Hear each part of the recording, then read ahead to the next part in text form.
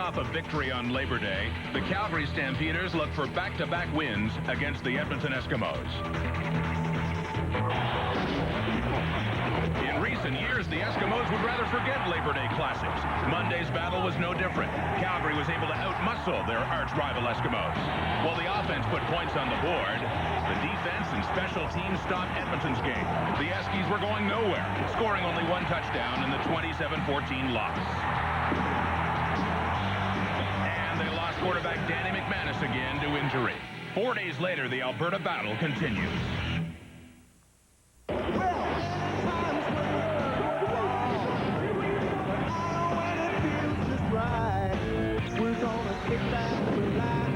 Football on a Friday night. It's Friday, and we're gonna be hard to tell.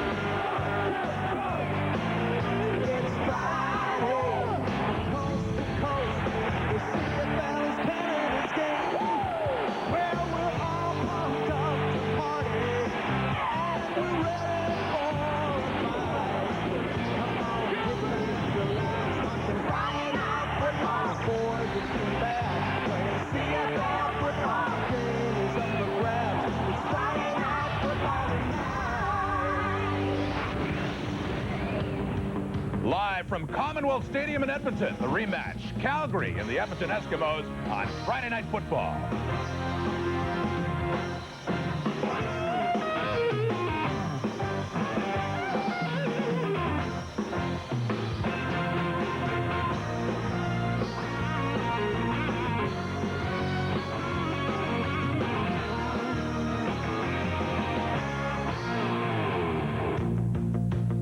Yes, we are live and interactive here at TSN. And if you like, email us with your questions or comments at cfl@tsn.ca.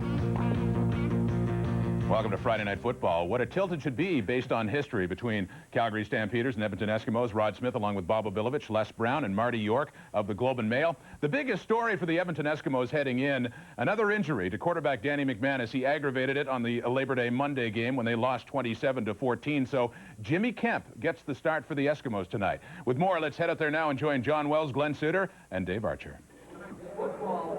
Well, 4 days later at Commonwealth, the rematch, and the Edmonton Eskimos are going to try and get even in this series with the Stampeders without Danny McManus. Danny McManus is out. Jimmy Kemp takes the helm, and Jimmy hasn't played a lot.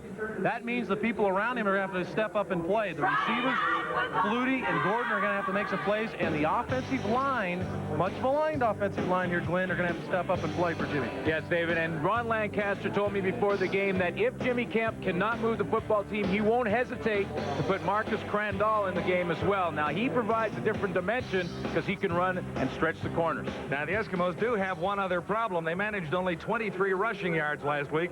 The running game simply isn't working for Edmonton, and why is that? Well, the running game's struggling because of the offensive line, and Glenn, the defensive front is stepping up for Calgary. They certainly are. They average 6'3", 265 pounds up front, which is big for a defensive line in the Canadian Football League, and last week they controlled the line of scrimmage and caused havoc on the Edmonton running game. Yeah, the offensive line has had several breakdowns. On this play, particularly, Jay Hamilton has to make the block on Marvin Pope. He is unable to seal Marvin Pope. Subsequently, Marvin Pope and Alondra Johnson will rally to the football here and make the tackle. And these are the problems that are happening up front, and these are things they're going to have to iron out to be successful tonight. Now, Ron Lancaster was very critical of his offensive line in the papers this week. I think you'll see a better performance from the Eskimos both sides of the ball. I don't think there's any question. I think whenever you get beat in the Labor Day game between these two, they're going to come back fighting in the next one. And one problem that Ron Lancaster may have in getting that running game started is Tony Burse. He has the broken hand and a cast on, and he's a little worried as whether or not Tony Burse can block on the running game. Rematch is always fun, and the Edmonton Eskimos have won 8 of the last 10 games against the Calgary Stampeders here at Commonwealth. All right, thank you, guys. And that's a good point by John, Les. Edmonton dominates Calgary at Commonwealth, but the way they lost last Monday, they have something to prove tonight. Oh, yeah, Edmonton definitely has to come out and prove that they can play just as well with their backup quarterback, Jimmy Kemp, as they have with Danny McManus.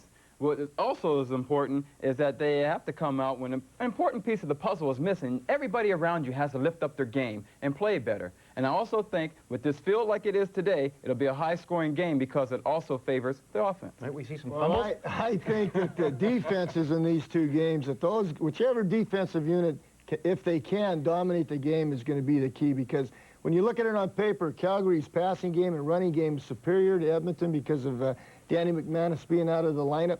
So I look for the defenses to make some things happen, make turnovers. What an interesting point, though, for the pick, Marty York. Calgary coming off the big win, but Edmonton, of course, still the better record and at home. How do you like this one? Well, Rod, Las Vegas is favoring the Eskimos by 3 points, but I don't know why. I mean, the Eskimos are well coached by Ron Lancaster. There's no question about that. But they're playing tonight without their first-string quarterback, as we mentioned, Danny McManus, which means they have to use Jim Kemp. And when Kemp plays, that means trouble for the Eskimos. 2 weeks ago, with Kemp playing, the Eskimos barely beat the Tiger Cats of all teams. Calgary does a better job in handling the football, too. They're leading the CFL in plus-minus with a plus 15. And remember, Jeff Garcia is playing better than he's ever played before. So I think the battle of Alberta in this game goes to Calgary. The Stamps should at least cover the spread anyway. There is one interesting point, though, that goes against that, and that is only twice in the history of these back-to-back games in September has there been a sweep, 1990 and 1995. So they have happened in the 90s. And Calgary looking to make it happen in 1997. Henry Gizmo Williams, one of the guys that is hoping that will not happen. Being honored by Jeff Giles, the CFL president, the all-time, all-purpose yardage leader. Congratulations to Henry. Much deserved. We got the opening kickoff coming up.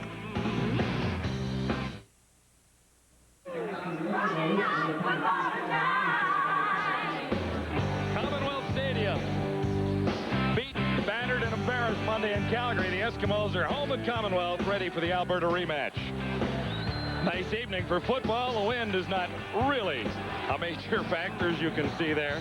And Wally Buono has been all smiles since Monday afternoon. Yes, after an 0-3 start, his troops have rallied to a 5-2 last 7 ball games. They're playing extremely well right now. Ron Lancaster, on the other hand, grumpy at times. He's grumpy. He felt his team lost the physical battle last week. His message to the team was simple. I don't care what happens on the scoreboard. Let's go out and win the physical battle today. Marvin Coleman is ready to get the game underway. Standing back near his 12-yard line for the Sean Fleming kickoff. Coleman behind the 10. And he's out to the 29. Few puddles out there. And you'll see a few splashes this evening. Tonight's starting lineup brought to you by Midas, Calgary's Jeff Garcia. More relaxed and having some fun running the Stampeder offense in the last few weeks. He has the Stampeders on a roll, hitting on almost 60% of his passes, 17 touchdowns, a nice number. Stampeders begin at the 29. First down. A balanced attack last week against the Eskimos. Garcia, shotgun, looks to the far side. He has Danielson, and he's wrapped up by Tommy Henry. Well, this offensive line from Calgary have supplied over 150 yards of rushing, but these guys right here are the key. These guys are going to have to make some plays because the running game is going to be shut down because of Vinny Goods and the boys. This offensive line, Fred Childress, has graded out the best of this group throughout the season. Close to a 10-yard gain for the Stampeders on the first play from the line. They'll measure to make sure. Part of the Stampeders' success last week, Suits, they did very well on first down production. They did, and it's primarily running the football. And it's interesting to see that Tony Marciano, the offensive coordinator, is talking to Jeff Garcia, and that they come out and throw it on the first play of the game. Talk all week in Edmonton was we got to stop the run and Calvin Anderson, and now they start out throwing. Now you got to stop Vince Danielson, too. Well, I think the key is they wanted to get off to a good first down start here. Now they're second and real short. Didn't want to be backed up on second down. Inches to go for a Stampeder first down. Just nicely underway on a lovely night for a game at Commonwealth Stadium. 3 receivers to the near side, and Garcia himself. That'll be a first down with no markers anywhere. Eskimo defense with a little something to prove this week. Well, they feel they're better than they performed last week. Benny Goods is back in the lineup up front. That has got to help him with the pass rush and running the ball. And in the secondary, a couple of jugglers. Derek Beatty is out. Glenn Rogers and Tommy Henry will play the halfbacks. Davis Reed and Malcolm Franks on the corner. And the ageless Willie Pless, always a key member of the Eskimo defensive front seven. Here's Anderson for a couple. Already a better start for the guys up front. Well, immediately Benny Goods and Derek McCready step up and plug the middle. What those guys are trying to do is form a pile and then let Dickinson and Pless rally to the football. Well, that's the key in the front four defensively. If Benny Goods can keep the offensive lineman off Willie Pless, like you said, that allows him to free up and make those tackles in the open field. A gain of 1, 2nd and 9, Calgary. Garcia to the shotgun. 3 receivers to the near side. And Garcia looks to Pitts. No catch, no flag. Coverage by Tommy Henry, who's back in a new spot. Well, Jeff doesn't see Pitts initially because Pitts runs the old out and up, and he had Tommy Henry sucked up on the out, was actually open. Trent Brown's not going to be able to get over there, and Garcia underthrows the ball. Tommy's lucky not to have interference there, Glenn. He's very lucky. Tommy Henry could have been called for face guarding, getting his hands up in Pitt's face and not looking back to the football, so he gets away with one early. And they'll re-kick here on 3rd down. Play was whistled down.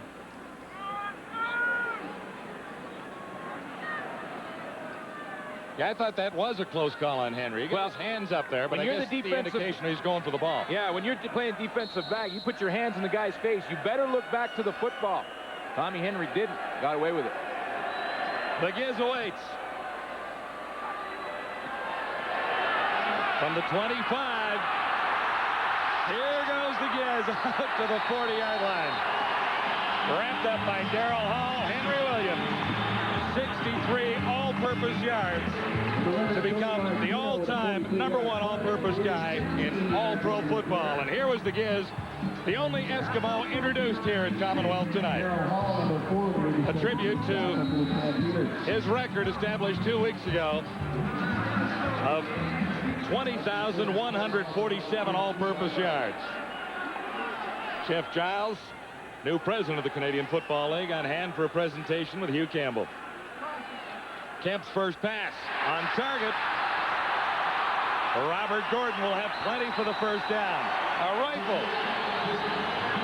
Well, you immediately get exactly what you're looking for here. They play action, and that's what sucks those linebackers in. He's able to hit Robert Gordon in behind the linebacker. And it's got to be a confidence boost, David Archer, for Jimmy Kemp getting the start. Danny McManus is injured. We talked about that. And to step up on his first play and throw a strike like that's got to be a confidence builder for him. Great pass. Gain is 21.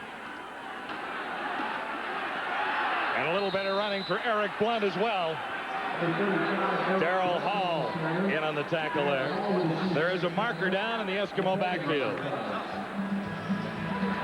Henry Williams, in his 11th season in the Canadian Football League, became the all-time all-purpose yards guy. It was only a matter of time. And passing George Reed, but in fairness to George, George's yards back in those days were a lot tougher. They were all behind the line of scrimmage. You can pick up a little more quickly when you're running back kickoffs and punts, can't you? Yeah, but the tribute was warranted for Giz, and he's been a great player on the field here, but he's been a great guy in the community here at Edmonton. Been a big-time community guy, helped him throughout the offseason. It'll be an Eskimo first down at the Stampeder 32. Jimmy Kemp at the controls. And better running again for Eric Blunt, number 35. Eskimos managed just 23 rushing yards on Monday in Calgary. One concern for Ron Lancaster was the blocking ability of Tony Bursch. He's got a cast in his left hand, number 34, but he steps up in the hole and puts Darrell Hall back about 4 yards. So if he had a question about whether or not Bursch can block, he can get it done as he showed on that play. 7 yards for Eric Blunt, 2nd and 3 for the Eskimos. Not this time. Blunt is wrapped up by Bronzell Miller. Bronzell Miller had a big game last week and performing early again for the Calgary Stampeders. He comes off the edge and basically beats the block of Thomas Raham to the outside. And Bronzell Miller had a sack and tackle for a loss last week against the Edmonton Eskimos. A welcome addition with Dwayne Patterson out. Eskimos forced into a field goal try from the 35. Sean Fleming had a tough week at McMahon.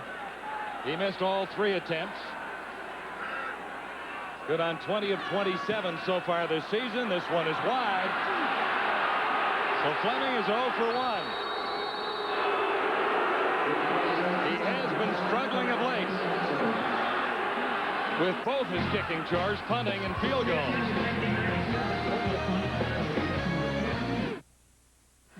Friday night football tonight.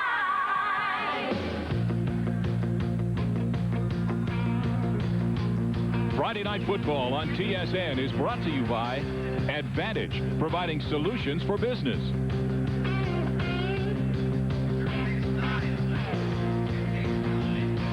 Eskimo kicker Sean Fleming has now missed 4 in a row. He was wide from 35. We talked about him missing 3 last week. The Eskimos didn't really think that he'd missed all 3 of those. No, I talked to Tommy Henry down on the field, one of the defenders for the Eskimos. They felt like he had made at least 1, maybe 2 of the kicks.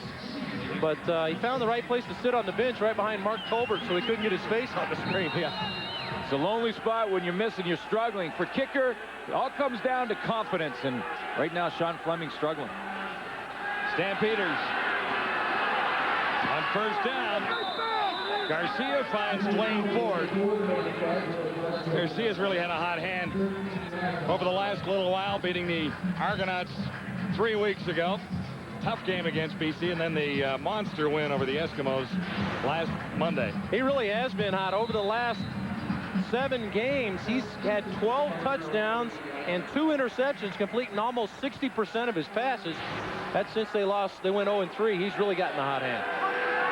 Ford picked up 13 for another Calgary first down. Garcia picked off.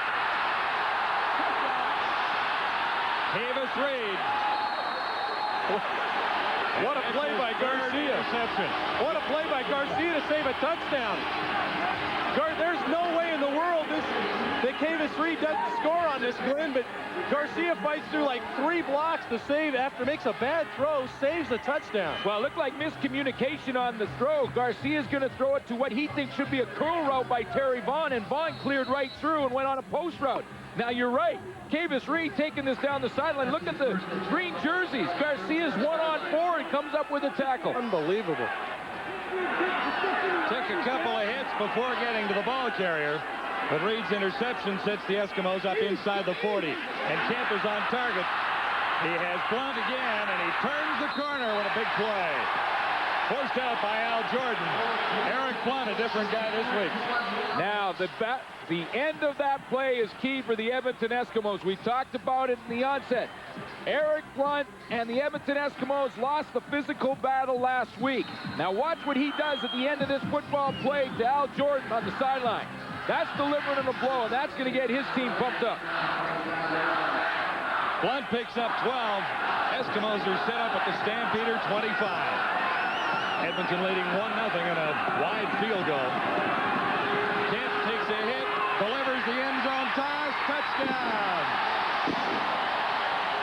Robert Gordon, a 25-yard touchdown reception. His 4th of the season. He was all alone. And you got to applaud Jimmy Kemp. He stands in and takes a vicious shot in the pocket. He knows he's going to get hit. He knows that Calgary's coming after him. Man coverage in the secondary, but he allows Robert Gordon to clear and makes the throw. Watch the shot Kemp's going to take as he lets this one go.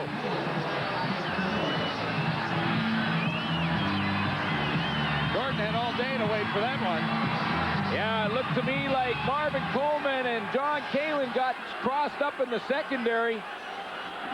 Gordon got in behind both of them.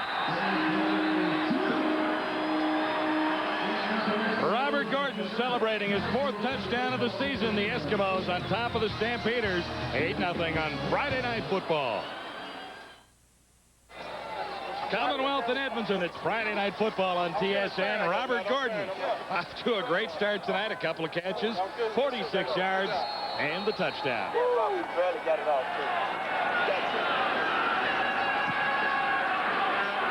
Fleming's kickoff.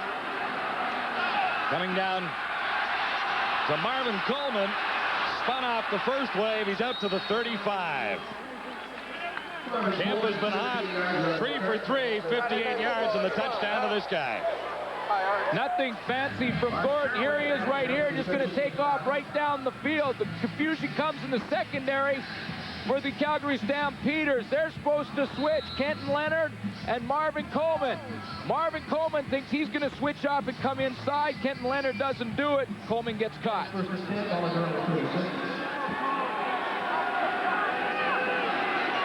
Garcia and the Stampeders down by 8. Garcia looked to take off. He's tripped up as he crossed the line for a gain of maybe 1. Well, this is an area where Jeff Garcia has hurt him. You see Melvin Hunter encouraging this large crowd here at Commonwealth, but it's the rush of McCready and Goods staying in their lanes and not giving Garcia the opportunity to run out. You see McCready stay at home, which allows Melvin Hunter to come in and make the play. Going back to that touchdown where Jimmy Kemp also getting a little bit of pressure from that Calgary defensive line. 2nd and 9. Stampeders. Danielson makes the catch. He'll be well short of the first down. Wrapped up by Willie Pless for 1. And Leroy Blue. Well, you like to come out as a team and set the tone, and certainly the way the offense is played for Edmonton. Danielson's down, one of the main receiver for Jeff Garcia, so they can ill afford to lose him. But you can see that the Edmonton offense is feeding the Edmonton defense, and both sides of the ball are playing with a purpose. Yeah, they're playing fired up football right here, and that probably comes a little bit from the speech they got from their head coach. Ron Lancaster said, win the physical battle. And you see with Vince Danielson on the ground, it's been a hard-hitting game already, and Edmonton's got the advantage. No doubt about it, the Eskimos lost both battles along the lines last week, defensively and offensively, as Danielson, the leading receiver for the Stampeders, heads to the sidelines.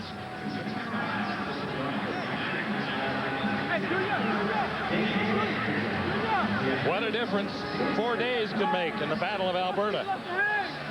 Watch this defense rally to the football. They force Garcia to throw underneath, and here they come. There's Pless, Blue. They're all there. Martino to the Giz. Henry Williams backtracking to the 12. Flags are already down. And the Giz is wrapped up at the 24. 12 on the return after a nice 53-yard punt. Eskimos on top of the Stampeders on Friday Night Football. Back Jimmy Kemp has the Eskimos on a roll. Numbers for Kemp, too many interceptions in the games that he has played. However, he has won one game as a starter for the Eskimos against Hamilton this year. And he's off to a fast start tonight. 3 for 3 for 58 yards and a touch. So he's playing some solid football for the Eskimos right now. Clipping call against the Eskimos means Edmonton will start back at the 6-yard line. Make it the 7. Kemp doesn't run a lot. A little speed and hustle there. Wrapped up by Darrell Hall. If he had white shoes, he'd look a lot faster. Well, Jimmy Kemp did a great job of escaping there. Gordon has already caught a touchdown, but the guy to watch is Shannon Myers. He's in for Eddie Brown, has had a couple of solid performances for this team. The offensive line, been maligned. They're going to have to step up tonight because Calgary's tough across the front 7. Kemp grabbed 8. 2nd and 2. The Eskimos out to the 15.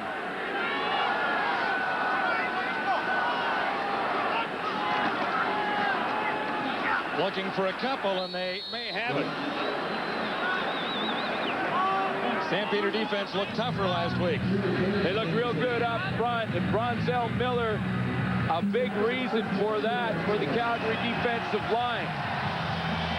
Up front, you see Bronzell Miller, number 96. He replaces Dwayne Patterson, joined by Steve Anderson, Pope, and Ernie Brown. And in the secondary, Al Jordan back on the corner, led the CFL a year ago with 8 interceptions, does not have one this year. Eric Blunt did pick up the first down for the Eskimos, and he gets it again here, trying to turn the corner on the right side. Slipped, but he gained better than 5. John Kalin made the tackle. Well, these guys, 34 and 35, took a little heat this week in Edmonton as well for their lack of production against the Stampeders last week. Yeah, you take a look at their rushing yardage. Eric Blunt, who had over 1,000 yards rushing last year, is on pace to come up about half of that this year, about 580 yards. So disappointment in the running game in Edmonton, definitely. Here we are on 2nd and 5. Tolbert makes the catch, wrapped up by Biggs. Another Eskimo first down. Well, Jimmy's getting the protection, and the offensive line's keeping him in good situations. Great blocking up front on the last running play by Blunt, as Chris Morris made a great block on the outside. This time he gets good protection. Tolbert sets it down in the zone. He's throwing high percentage, making high percentage throws, keeping drives alive. He's looked sharp. 4 for 4 thus far, and the touchdown to put Edmonton in front 8-0 in the Stampeders. Blunt again. Slight delay in the backfield. It was obviously too long as he's racked up by Marvin Pope, number 91.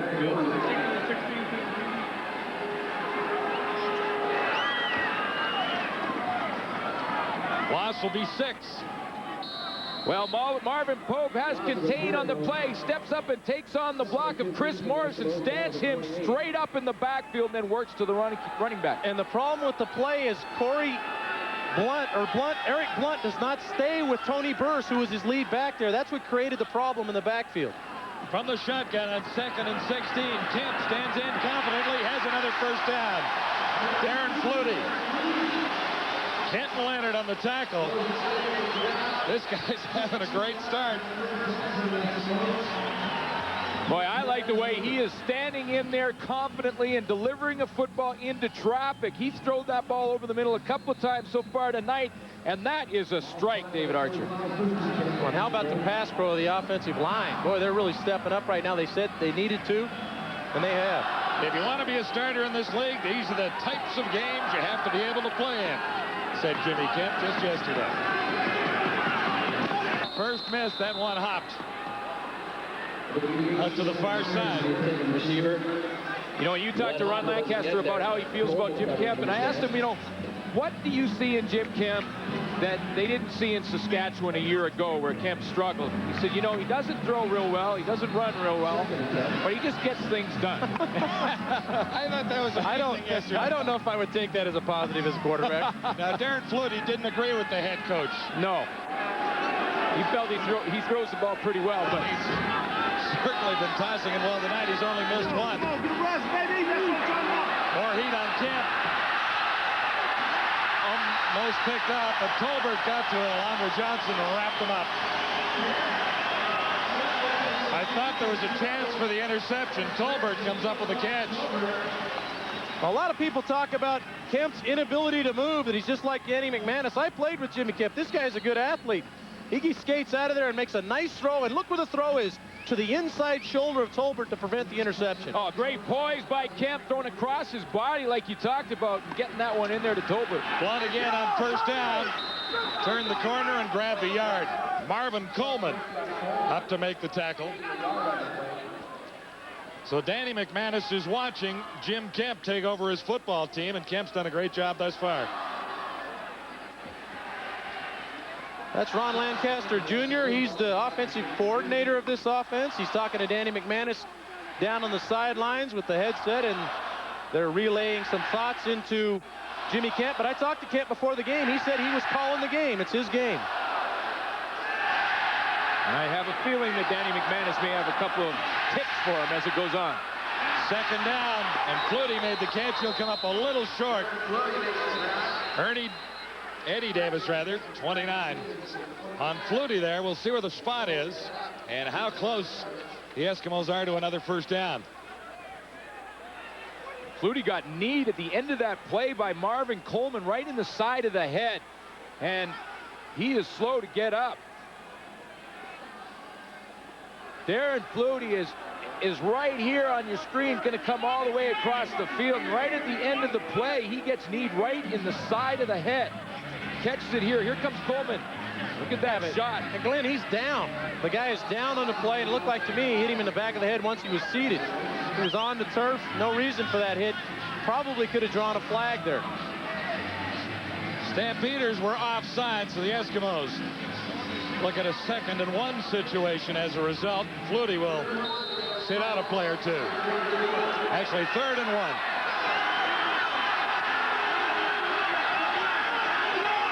Eskimos going gambling here as they flip that down marker, and another penalty is called. Did you see a first down there? Automatically. Now, when you're ever to give it to 34 in that situation, he's going to get you a yard.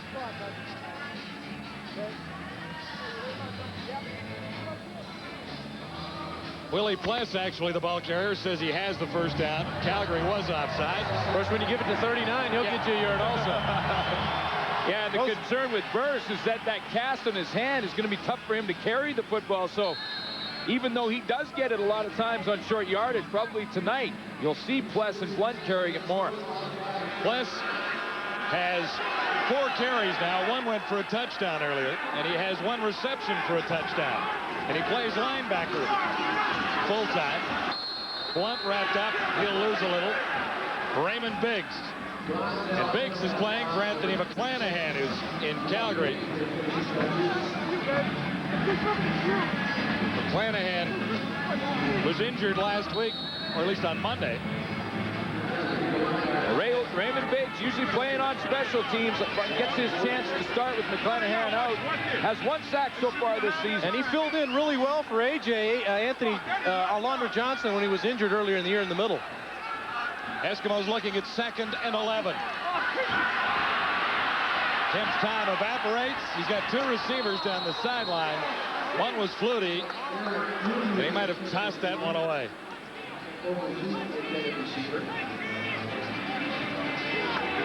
Pretty nice little move from a guy who can't run very well to the outside on Ernie Brown. And he can't throw very well either, right? But that's where the field conditions also come into play. Ernie Brown had Kemp, and that one little head fake, Ernie Brown couldn't cut back because of the field conditions. Sean Fleming's average has been dropping a little bit of late. Full-time punter with the Eskimos for the first time in '97. And the new job has had its ups and downs. Then again, so is the old job of kicking field goals. He's missed 4 in a row. He got a pretty good roll out of this one down to the 1-yard line. It wasn't a thing of beauty, but it's not bad when you pin him at the 5. Well, that's why the pro golfers like to play the soft greens, because the ball's going to sit down for him. And that one sat down just like a wedge shot. Boy, he sat it down right on the 1-yard line. You know, you talk about Fleming and his punting problems, and Ron Lancaster said, you know, I'm not worried about his punting. I'm a little concerned about the field goals, but punting, we're netting about 34 yards. Last year, we averaged 41, which is higher than Fleming this year, but the net was the same. Sean Fleming kicks a high punt. Now, the returns against the Eskimos are the best in the league, only 3.6 on average when Sean Fleming is punting, so that's a pretty good deal. Full 2 yards better than in any of the other teams on returns against. Kelvin Anderson, and running isn't quite as easy when it's soft and soggy at Commonwealth Stadium. That's the end of quarter 1. Eskimos on top of the Stampeders, 8-0. And we'll send you to Friday Night Football Control. Friday Night Football tonight.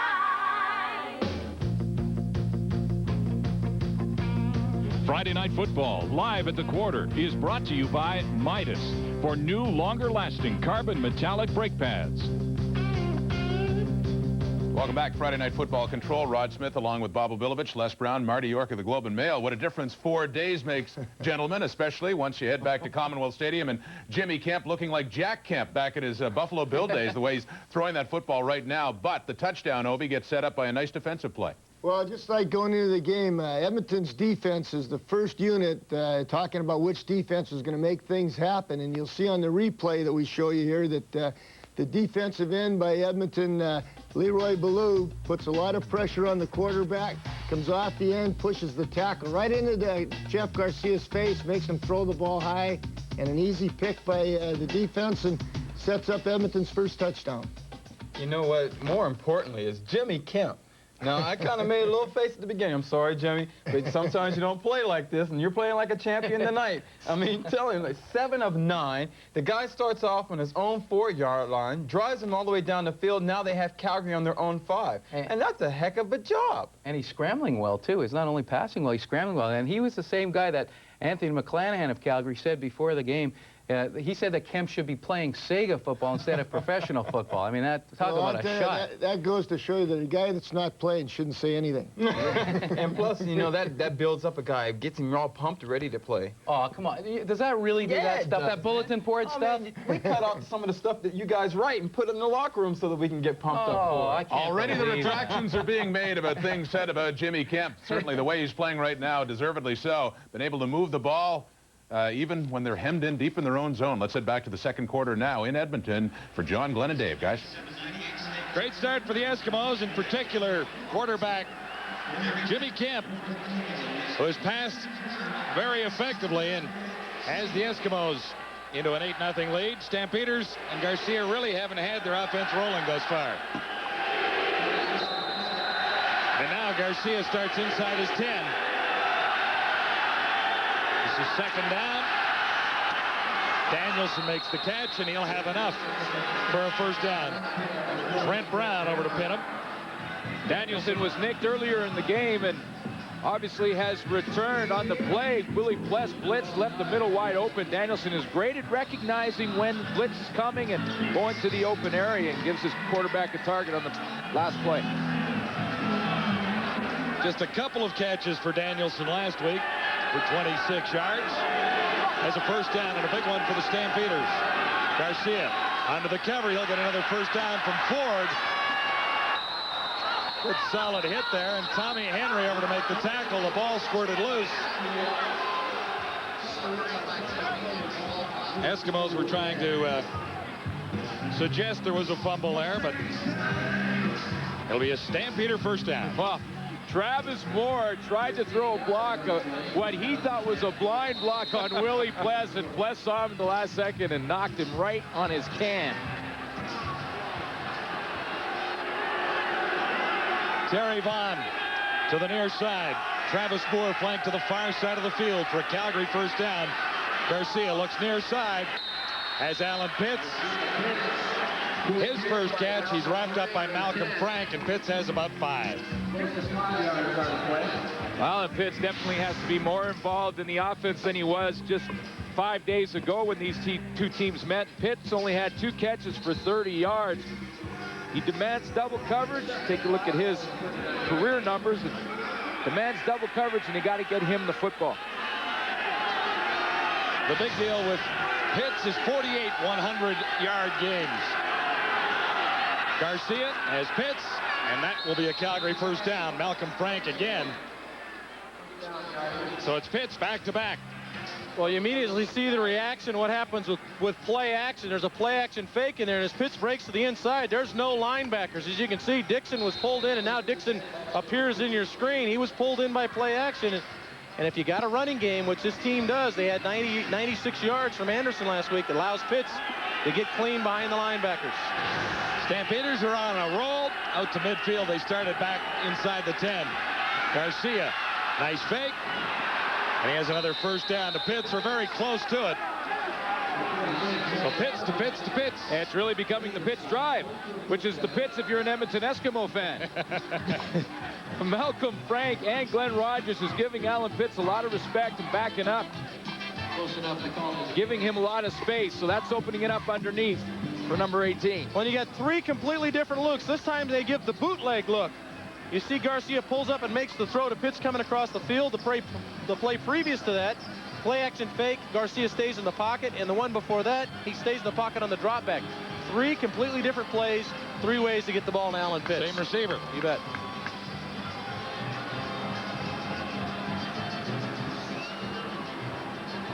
Garcia's best drive of the ball game as he chats with Marciano on the far side. It'll be another Calgary first down inside the Edmonton 50 now.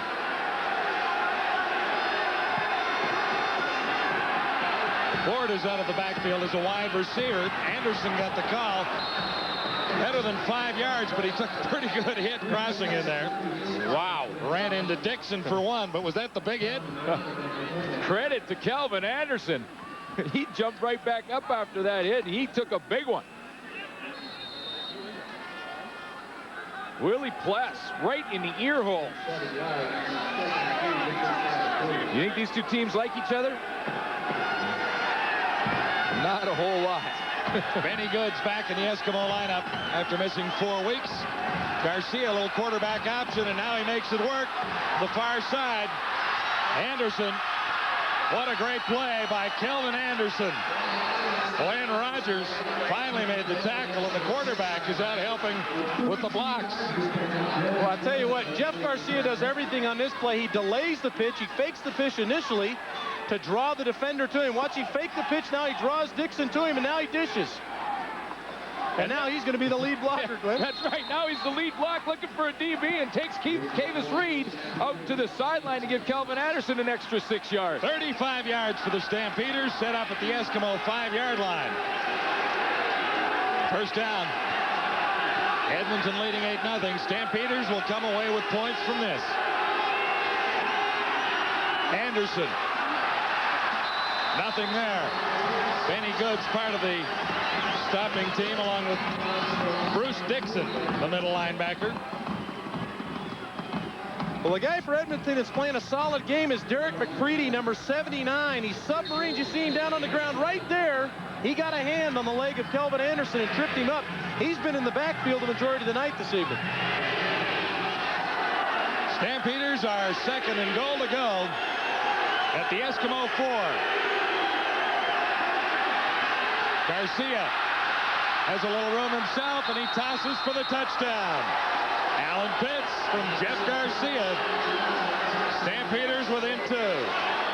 What a great drive. What a play by Alan Pitts, because he was doubled initially from the safety. Trent Brown came to the inside, but when Pitts ran that little out move, Trent Brown backed off. When he backs off, Pitts comes back underneath and picks up the touchdown. But Trent Brown was initially double covering Alan Pitts, took off and went deep. Pitts got open late. A tough matchup there, too, for Edmonton, because that's the 5'9" Reggie Pleasant on the 6'4" Alan Pitts. Just a basketball move, screened him, and took the pass. Stampeders within a point of the Eskimos. After a great drive, Alan Pitts a big part of it. 4 receptions for 35 yards, and the 4-yard touchdown celebrated by Jeff Garcia. Jeff Garcia discovered Alan Pitts on that drive, and he carried Calgary most of the way to the end zone. Hey, way to drive, baby. Good drive. An 8-7 ball game now, and the Giz awaits the kickoff. Henry Williams from the 20. Nice run. He thinks he's going to break one. Every time he gets his hands on the football, vintage pinball for 32. Well, Alan Pitts on the last touchdown did a nice job of making Trent Brown, who's right here. Now, Trent Brown wants to go and double Pitts. When Pitts turns out, Trent Brown goes deep. Pitts fools him on the play, comes in. Now it's one-on-one on Reggie Pleasant, and Reggie Pleasant can't handle him. Well, the reason Pitts comes back inside there, Glenn, is Pleasant did a great job of guarding him to the outside. He fell down, saw his quarterback was in trouble, came back and helped him. Great field position for Jimmy Kemp and the Eskimos beginning at the 50. Kemp has been hot, and he continues that way. Flutie has a first down out near the 40.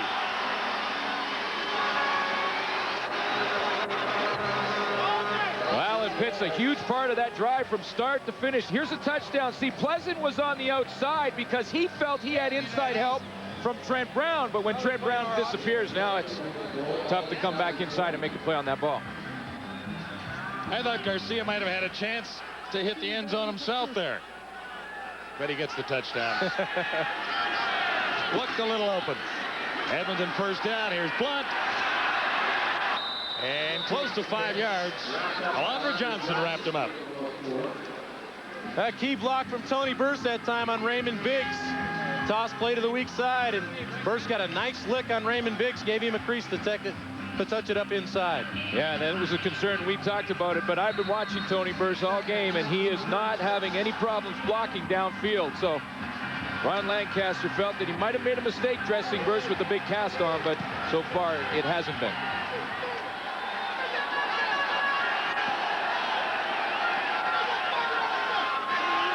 Second and 6. Kemp from the shotgun. Wide open. Shannon Myers inside the 15. John Kalin, the safety, made the tackle. Where's Kemp been? This guy's playing a heck of a ball game. Well, this throw is a confidence throw, John. I mean, the only reason you make this throw is because you have confidence that first Shannon's going to get off of the jam, which he did, and he knows that the complementary routes underneath are going to pull coverage up, and he makes a great throw. Big catch from Shannon Myers, too, who knew he was going to get hit on the play from John Kalin, but concentrated and hung on to the football. Myers grabs 24. The Eskimos are inside the Calgary 15. Kemp can't find anybody open. And he's not going to win this one, I don't believe. Well, hang on. Look for Gordon. It was a little long and right through the end zone. Marker down far side as well. I think you may get a late hit on Alondra Johnson on Jimmy Kemp. But Kemp's athletic ability keeps this one alive. And I can tell you from a defensive standpoint, when you're in a one-on-one in the open field, it starts to get frustrating and you get a little impatient. So you want to hit someone no matter where he is. I think Alondra Johnson waited too long, hit him out of bounds. Oh, you also may get an illegal. It looks like you're getting, I think he was beyond the line of scrimmage. That's what the call is. Beyond the line of scrimmage. Makes a throw to Robert Gordon in the back of the end zone. Tuck 10, but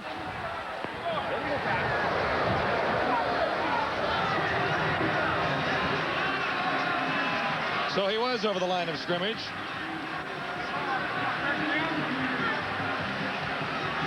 Eskimos roll back to a 1st and 20 situation, now back at the 22. Well, you can see AJ's in hot pursuit there, and Kemp realizes it, and that's one of those ones you got to tuck under your arm, just get out of bounds, and don't hurt your team with a penalty. And Alondra Johnson well inbounds on that hit. Yes, he was. So this is 1st and 20. Kemp has lots of time and looks to the corner. Tolbert, not quite. Al Jordan was covering. And another marker down on the line.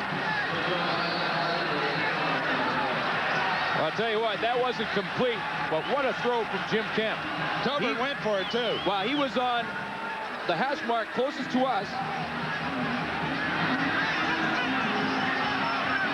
You're getting illegal contact, I believe, on Alondra Johnson, and Alondra is famous for this.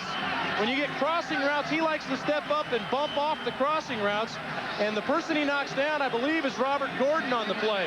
He's going to come up and step and take away the short throw. He realizes that that's a throw the quarterback wants to go to. If the coverage is dropping off, he comes up and knocked Robert down. Now, you can hit a receiver coming across if you don't take a couple of steps out of your area to do it. Alondra Johnson did on that play. Eskimos are back where they started with a 1st and 10 inside the 15. And nowhere to go for Blunt on that running play. Raymond Biggs, 44 for the Stampeders. David, by your reaction, you didn't like the call offensively. Well, that's one of those feast or famine calls. They had the blitz coming, and if you can crease them there, you're going to score, but more often than not, that gets stoned because all the defensive players, as you well know, have a gap to take on the blitz, and they're not going to allow you to crease them on a trap play. Loss is 1, 2nd and 11. As Kemp goes to the shotgun, and here's the charge. Away from Pope, under the cover, and low. Looking for Blunt. Well, Lots tonight. Jimmy Kemp missed assignment up front for the offensive line for Edmonton because Marvin Coleman comes clean off the top of your screen, and just a pretty good feat by Kemp saves a big hit there. Well, they brought more people than they can block, and Chris Morris had to step down and block the inside rusher, which turns Marvin Pope loose. Yeah. Kemp made him miss and threw the incompletion to keep the field position. My Marvin's mixed up. Marvin Pope, not Marvin Coleman. Coleman's the guy covering. Size, eh? Coleman's the guy covering. Pope's the guy rushing the quarterback. I got it straight. Fleming missed his first. He's got his second. Eskimos have a 4-point lead. Settling for 3, but a real impressive drive by Jimmy Kemp on Friday Night Football.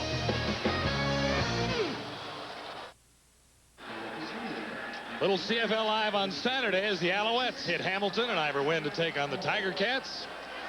Check it out on TSN tomorrow. Are the new Ticat linebackers going to be in that one? They will not be on the roster until Monday. Garcia drove for a touchdown the last time he had the ball. Pitts seemed to make the catch, and it looks like it's being ruled. No catch. Eskimos tried to turn it into a fumble. They had recovered it. Rogers to pick it up. But Pitts didn't have control. Oh, I don't know about that. I don't know about that. I think when Alan Pitts caught the ball, he tried to change hands. He caught it and then tried to move it to his other hand, and when he did, it got punched out. Oh, there's no question, Glenn, you're exactly right. He changed it to begin to run, and Glenn Rogers is one of the best, punched it out of there. Stampeders get away with one at 2nd and 10. Here's the heat on Garcia. He's away from the first wave and should get a first down with 6 yards to spare. Garcia's had an interesting night. Reggie Pleasant made the tackle. Garcia threw an interception, made a tackle, threw a couple of blocks on an option play. I tell you what, if you're a defensive player, you got to think this guy's never going to slide. Because if you do think he's going to slide, he's probably going to punish you at the end of a run. That wasn't a slide. Danny Barrett liked the play.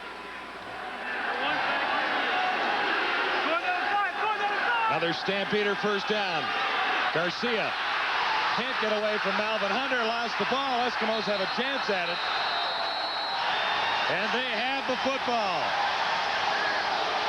Malvin Hunter made the play. Commonwealth is jumping. It's the Eskimos by 4, and Edmonton first down when we return.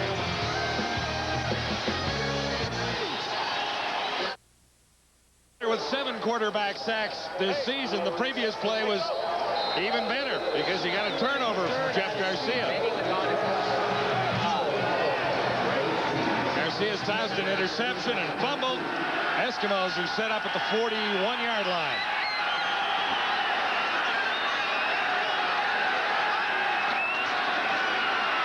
Kemp missed Tolbert. Long pass to the far side. It's actually the second turnover of the drive. Malvin Hunter coming up with the fumble recovery. The first one, Alan Pitts, was a fumble, but was called an incompletion. And Hunter just strips the ball right out. Almost catches it in the air, but does scramble around and pick it up off the ground. And what allowed the play is Derek McCready snuffed out a screen play, which allowed Malvin Hunter to get to the play and scrape it out. This is 2nd and 10. Here's the heat on Kemp, and he won't get away. Wrapped up by 2 Stampeders. Steve Anderson leading the way.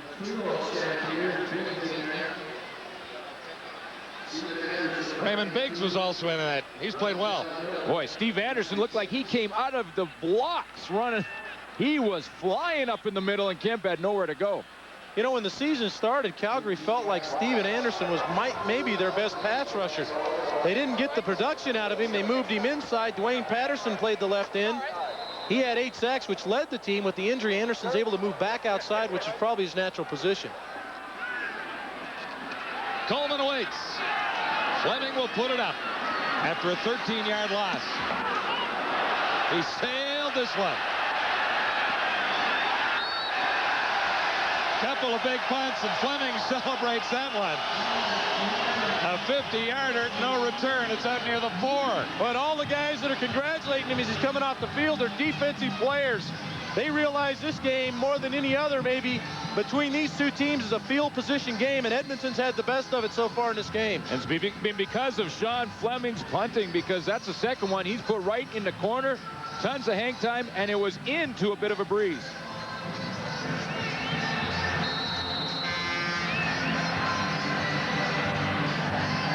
Lancaster made a lot of headlines this week in Edmonton talking about what happened Monday. They beat us in all aspects. Gave us a whipping. Garcia has Ford sliding out of the backfield on first down. And Ford has plenty for another first down out to the 20. Trent Brown, the safety, over to make the tackle. Ford's been a factor. Garcia, a little more to work with. He's out near the 20. They're watching Friday Night Football along with Sean Fleming. Friday Night Football tonight.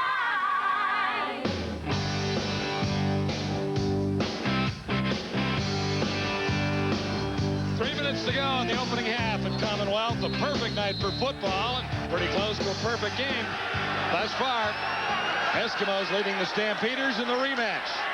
Garcia, nice play action fake on first down. He's going deep for Pitts. Pitts fought off a defender and made a great play. Tommy Henry covering on Pitts, and Allen gave him a little bit of a lesson there, no? Hey, unbelievable. I mean, Alan Pitts, he makes this play. The ball's underthrown.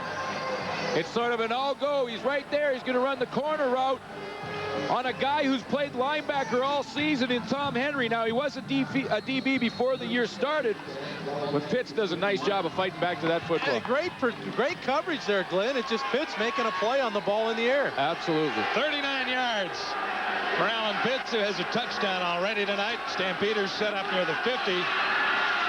Kelvin Anderson for maybe one. You know, Willie Pless made the tackle.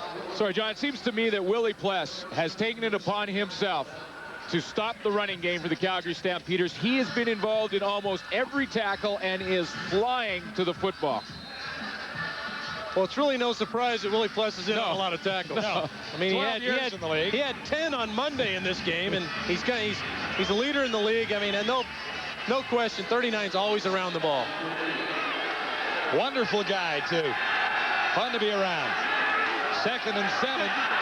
Garcia has Danielson, and Danielson turns it into a first down with a good run after making the catch. Stampeders are rolling. Trent Brown finally caught up to Vince Danielson. Nothing fancy what Vince Danielson does. He's just going to, right here, going to turn out, but again, confusion for the Edmonton secondary. Sort of fall asleep on a switch play, and no one picks up Danielson out in the flat. Bit of a surprise that Pleasant and Henry be switching off, having not played together. Danielson got 15. The Stamps have a first down near the Eskimo 30. And this is Ford sliding out of the backfield. A big guy to bring down. Takes about 3 Eskimos with Reggie Pleasant in there. Now under that pile. We talked about switching on the last play. A little tempers flare a little bit here, but when you switch, you don't allow pick plays to happen. We see Ford catching that one out in the flat. Reggie Pleasant couldn't fight through the traffic because Edmonton on the last play decided to lock up man. No switching because they've messed up 2 switches. So they lock up man, and now the rubs can happen. And you can't fight through and get outside, and Reggie Pleasant had no shot to get out there. See, the Edmonton Eskimos have decided right now we're going to lock on and play man. Pleasant can't fight through the mesh. 2nd and 2. Anderson has the first down easily across the Edmonton 20. And Pless is there again.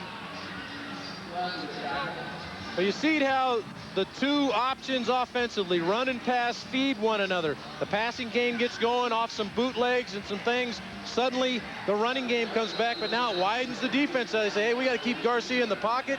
They're releasing people in the flat. The linebackers are concerned about making plays. Now the running game comes in. Eskimos are leading by 4. The Stampeders are threatening here. And the running game working effectively once more for Calgary. Anderson down to the 10 for 7 more. And again, 39 made the tackle, Willie Pless. You got to credit the offensive line for Calgary on this drive, doing a nice job of protecting the quarterback and reestablishing the line of scrimmage in the Edmonton backfield, because on that last play, boy, they pushed Edmonton's D-line back about 3 yards. And the last 2 plays, Benny Goods has not been on the defensive line. Jed Roberts just came out. He had been replacing Goods. Goods immediately back in after 2 big runs by the offensive line. Barrett sends in the play. I would guess Kelvin Anderson had a big week last week. 96 yards. Actually, that was earlier this week. It was Labor Day Monday, just 4 days ago, when these two teams met for the second time this year.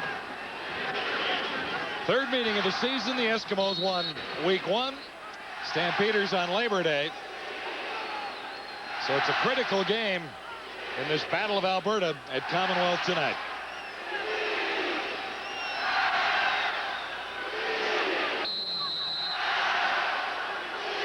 Solid drive beginning back at the 4-yard line. And now it's 2nd and 2 Calgary. Eskimos had an extra guy out there. Rogers just got off in time. Anderson plenty for the first down. He's at the 5. Well, right now the Edmonton Eskimos are on their heels and confused.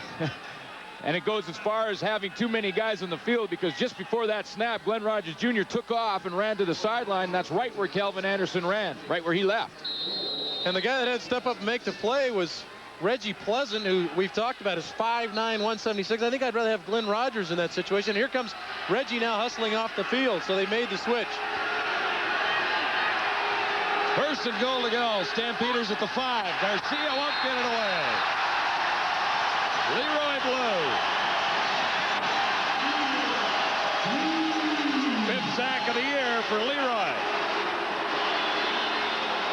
Sometimes a great pass rush can save you in the back end. And I'll tell you what, Vince Danielson was wide open in the back of the end zone. Here's Blue coming off the edge, but if it's not for a pass rush, this is touchdown Calgary. Well, it's a wide rush by Blue. Jay McNeil tries to get out and make the block, but Kelvin Anderson's got to cover him up there. If he can't make the block, Anderson has to step up. 2nd and 16. Garcia with a touchdown toss. Pitts was the intended target. Coverage by Tommy Henry. A little confusion in the end zone.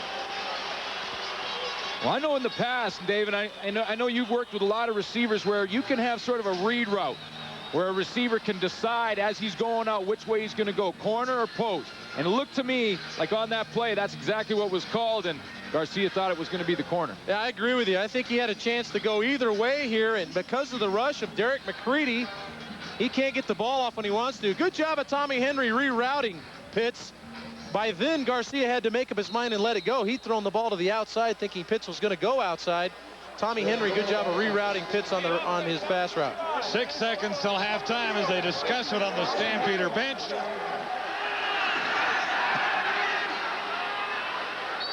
And McLaughlin is good to narrow the gap to a single point heading to the dressing room. 2 seconds left on the clock. So that was a big play by Leroy Blue. 1st and goal to go at the 5-yard line. Blue with the sack. Oh, and on that play, boy, Vince Danielson was waving his hands wide open and saves the secondary for Edmonton. And then, of course, on the ensuing play, they comes up with the big play as well. So now it's 3 points instead of 7. And Garcia's talking about it right there with Danny Barrett and the rest of the offensive players. He realizes McCready made him speed up that throw. Pitts is talking about what route he's going to go. Pitts didn't have McCready breathing down his neck and ready to throw that football. Quarterbacks always have a different point of view, don't they? Pretty good first half of football. And did you doubt that this would be a good ball game? No, these two, especially after last week's game, this is going to be a good one. It'll be interesting to see what the boys back in Toronto talk about this one and some of the other things in the league. Well, they're live and they're fired up back at Friday Night Football Control. We'll send it to them for halftime in a 1-point ball game at Commonwealth in Edmonton. Yes, we are all fired up. Rod Smith back with Bob Ovilovich, Les Brown, Marty York of the Globe and Mail. You expected a good game. We're getting a very good game. It is close, just a point separating the Eskimos and the Calgary Stampeders. And Les had talked about this before the game, with the slick field especially, favors the offense. And even though we don't have the points to show for it, Les, those O's have been moving the football tonight. Well, I want to tell you this. I think Sean Fleming is hurting Edmonton. Hey, wait a minute. But I'm being a bit facetious here a little bit. I hope so. He's already come down and criticized it. Every kick that Sean Fleming has had that has went inside the 5-yard line, Calgary has turned it into points. They've marched the ball all the way down the field and turned it into points. But I guess that goes to show you what we talked about at the beginning of the game, with field position or the field conditioning, being that sloppy was in favor of the offense. Jimmy Kemp is going to say, Obi, needed the help with the running game maybe to get things going a bit, although he's been throwing the ball very well. I think with the short week, one adjustment that the Edmonton coaching staff has made on offense, and it's been a mystery to me for the last 2 years, that they can't run the ball better with that offensive line and Tony Burse at fullback and Eric Blond as a running back. And they're trying to establish the run tonight to try and help Jimmy Kemp in his starting job. As far as Calgary's offense goes, Marty, Jeff Garcia, he does a lot of things, not just throw the football. Well, you know, we said at the in the pregame show that he's being admired by people right around the league because he's so tough mentally that earlier in the year they didn't think he had the toughness to stay on. Now you have to say that he's got the toughness physically, too. I mean, he really plays like a linebacker, I guess a little bit like Matt Dunnigan. After the interception, not only knocked over the blocker, but ended up making the tackle. He's just a very tough player. He doesn't play like most quarterbacks. I would not want to be Reggie Pleasant on that one right there, just being knocked down by him. By Garcia, yeah. Not on when they watch the films on Sunday. Oh, every teammate is going to be criticized. And on that play there, Garcia was the lead blocker. I mean, you just don't see that very often from quarterbacks. Well, in this one, it is extremely close, and I guess you'd expect that so much. You talked about Edmonton had to show something that it was a bit of an aberration at McMahon Stadium. It shouldn't have happened. So far, I think they're making a pretty good statement that Calgary's not going to walk into their home turf and blow them away. Well, this team came out fired up, and as I spoke at the beginning of the show, I said that everybody around Jimmy Kemp had to pick up their play. And I think that has happened. As Coach had mentioned, they're trying to run the ball to try to get him some extra, you know, throwing room or whatever. And also the defense has picked up their game and had 2 big turnovers. Should have been 3. And I think that's a credit to the intensity again, Les. And this is uncharacteristic of Calgary. They've done a great job of managing the football all year and have 2 turnovers in the first half. That's not like they've been playing. Because these teams played on Monday against each other, are they tired a little bit tonight, or do you think they're as aggressive as always? I don't think they're tired. No, I think they're ready to play. This is a great rivalry, and it's such a critical game in the standings. This is a great way to have a back-to-back series. If you're going to have a short week, let it happen on a back-to-back series because you're playing the same team you met earlier. And let it happen for us on a Friday night. Good matchup so far, and that's the start of Week 11 in the CFL. When we come back, we'll have a look at what's coming up in the Canadian Football League this weekend. Friday Night Football continues at the half on TSN. That's a hell. 3 weeks ago, the Hamilton Tiger Cats made a coaching change. 3 weeks ago, the Hamilton Tiger Cats made a coaching change. Urban Bowman in for Don Southern, and his first game was against the Alouettes in Montreal. Didn't turn out too well. Here's another shot at Montreal, the team's 3rd shot at Montreal this season. We've got it for you here on TSN. CFL Live tomorrow afternoon from Iverwin Stadium at 4 p.m. Eastern, 1 Pacific time. Other games in the Canadian Football League going on this weekend. On Sunday, it's the Argos at 8-2, top record in the Canadian Football League, taking on Winnipeg for the first time since Week 1 when they won it 38-23 over the Bombers, although they're coming off a big win over the Saskatchewan Roughriders. It was their 3rd straight loss, dropping them to 4-6, and of course the turmoil with the trading of Katie Williams and Lamar McGriggs to Hamilton earlier this week. BC Lions add a linebacker while Saskatchewan drops a couple. Lions adding David Benefield. Well, BC made a great offer, and they were really upfront about it, and we tried to talk to other teams in the league, but I mean, BC made the best offer, and this is where all my friends are. So rather than bounce around, I thought I'd stay here, just like Pinball Clemens is in Toronto. You know, you don't really want to bounce around in a league that doesn't want to let its players shine. Benefield gives us some fresh legs, some new enthusiasm, some size. Some maybe a little bit more meanness, or whatever you want to call it, aggressiveness. 3 is the trilogy. 3 is everything, the numerology thing. 3 is like a special number. Everyone that's played with a 3 in BC has been an awesome player. Kelly Sims, Barry Wilburn, and I figure I'd try to follow up with everyone else. And anyway, someone else has got my number. Well, that certainly won't make BC's defense any weaker. That's for sure, the addition of David Benefield. How about on offense, Marty? Corey Philpott hasn't really been a factor. He's been injured, and that BC offense has improved, and a running game to go along with it with Sean Millington. Yeah, they really haven't missed him. I mean, here's a guy who's a proven star, but he's been out with this knee injury for a couple of weeks, and I think that the Lions were trying to move him. The problem was that he was working out on his own a couple of days ago, and he re-injured his knee. So now the talk is that he's going to need arthroscopic surgery, and he's not going to be able to play for quite some time. There was a possibility he was going to be traded to Saskatchewan. The Rough Riders did call the Lions and ask for Philpott, but they ended up with Mike Saunders from Toronto instead. Good move, bad move? Oh, I think he's a great addition to their football team. Mike Saunders himself admitted he was out of position at slot back, as we talked about many times on this show. But as a running back, coming out of the backfield and running the football, he's a good football player, and he's well known in Saskatchewan because he's played well for that team. Well, Coach, you got to think that Mike Saunders, and all right, he's a great player and a good person, and he says the right things. Like when he went to Saskatchewan, he stated that he was out of position and he'd love to be a running back. But doesn't that kind of hurt, going from a team that you think might be a Grey Cup contender and putting a championship ring on your finger to going to Saskatchewan? Oh, I'm sure that's the other side of the coin, Les. But, you know, he's saying that as far as being comfortable in what he's doing and how he's contributing to the team, it's not his natural position. But you're right. But keep in mind, Saskatchewan's still got a good chance of making the playoffs. And once we get to the playoffs, as we well know, a lot of those Hamilton teams you were on made it to the Grey Cup.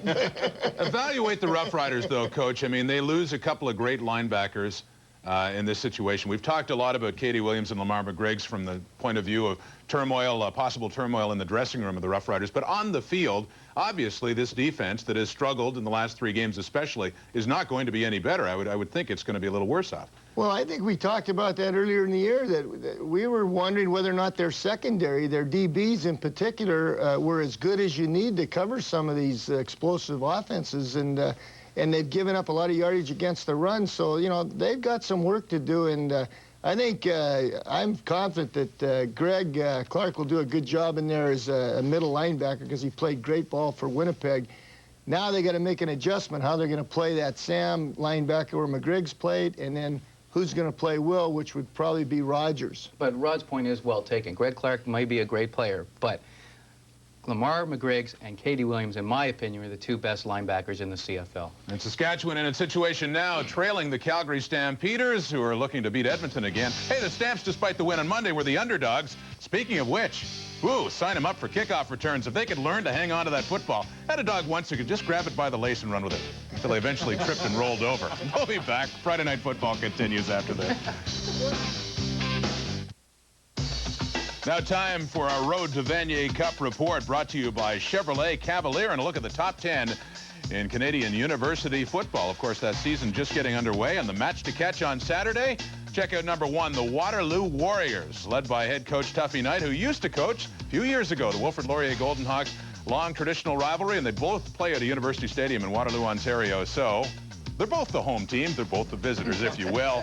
It is number 1, Waterloo, against Laurier. Check it out if you're in the area. Well, in the Edmonton area, the Eskimos fighting back. A close one at the half. They lead by a point. With a look at the numbers now, let's head back to the guys at Commonwealth Stadium. And a good opening half for the Edmonton Eskimos. Jimmy Kemp, the backup quarterback, can play a little bit. 9 of 13, 149 yards. Yeah, we felt like he needed to step up, and he really has. And people have responded around him. The offensive line's played better. And subsequently, they've moved the football. Yeah, a couple turnovers that Calgary has taken advantage of. And of that time of possession for the Calgary Stampeders, Jeff Garcia's put together 2 long drives, 105 yards and 190 yards. He's controlling the football and protecting it so far tonight. Who has the momentum in the second half? It's pretty close, isn't it? I think it's close. I mean, the score's close, but Stampeders did score the last play with a field goal to get within 1. Darren Detition with a sports break. Before we get back to Commonwealth to finish this one off, Jimmy Kemp and the Eskimos lead it by a point.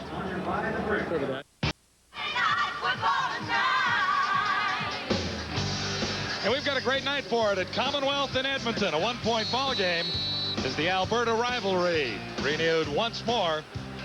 Second meeting between Edmonton and Calgary this week, Monday nights, and here on Friday night. Coleman to return the second half kickoff for the Stampeders.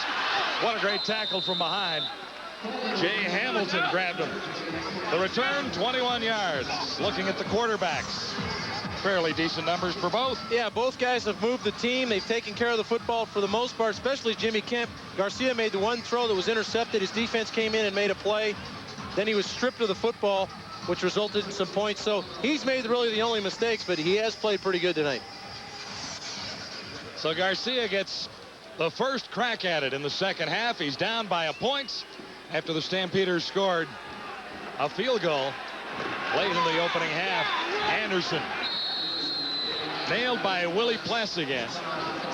Garcia spread it around fairly well. Pitts was one of the guys he went to almost solely on one drive.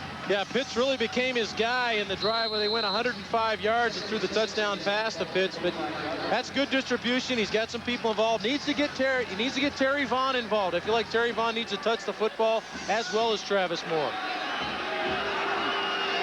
This will be 2nd and 6. Little jump pass by Garcia, close to the first down. Pleasant made the play on Danielson. Yeah, it was interesting when you look at that Terry Vaughn and Travis Moore have not caught a pass, and two wide receivers that are very productive for their quarterback, Jeff Garcia, but credit to Cavis Reed and Malcolm Frank doing a pretty good job covering out there. Wayne Ford only had 7 receptions coming into this game for 110 yards, and he's got 4 catches tonight for 52. It will be a Calgary first down. You know, John, you asked about momentum, and it's really tough to tell which team has it right now. Maybe a little edge to Calgary, but I think they're starting to win the war in the trenches. See how that develops as the night progresses. Eskimo running game only netted 20 yards in the first half. Garcia, far side, it'll be a first down. And Ford has his 5th catch of the game. Well, this was a quick play fake to Anderson. Garcia wanted to raise up and throw the ball to the 6'4" Alan Pitts coming inside from the weak side slot position, but Willie Pless plays it perfectly. Watch Willie Pless in the middle. See him get depth right there and take away the throw. Garcia scrambles to the outside and finds his outlet, Dwayne Ford. His 5th catch, he has 65 yards. Stampeders with another first down. Anderson, 5 more for his total. Dixon helped make the play, and I think Leroy Blue was in the middle of things down there as well. Well, Calvin Anderson's had some success in this game running the football, and you saw in the play previous to that last one how much time Jeff Garcia had to check off receivers and look to his outlets. This Calgary offensive line is starting to win that battle up front. Let me correct that. I said a 5-yard gain. It's only a 2-yard gain. 2nd and 8. Garcia stands in, close to the first down. Now they've gone to an outside receiver, Travis Moore. Well, you see the chess game taking effect out there. This time, Edmonton decides to become aggressive. They're going to come after the quarterback. Willie Pless blitzes. Dwayne Ford steps up and makes a nice block, allows Garcia to step up and hit Moore for the first down. Stampeders have worked all the way down to the Eskimo 35. Edmonton leading by a point, 11-10, just nicely into the second half. Garcia shotgun, has time, has a target. It's Alan Pitts, and Malcolm Frank made the tackle. Gain limited to about 3 yards. Well, you know, you don't always have to sack the quarterback, but right now Jeff Garcia's having lots of time to throw to Alan Pitts and Vince Danielson. Edmonton just playing his own defense. That's why Dixon has to come out from his inside drop, pick up Alan Pitts out there in the flat. But right now, Jeff Garcia's got plenty of time to see downfield and throw the football. 2nd and 7, Stampeders. Garcia with a flag down. Has his target. It's Danielson again over the middle. And what would you suspect there? Well, this is the old-fashioned... We need Anthony McClanahan here because this is the WWF body slam. Because Leroy Blue is drugged to the ground.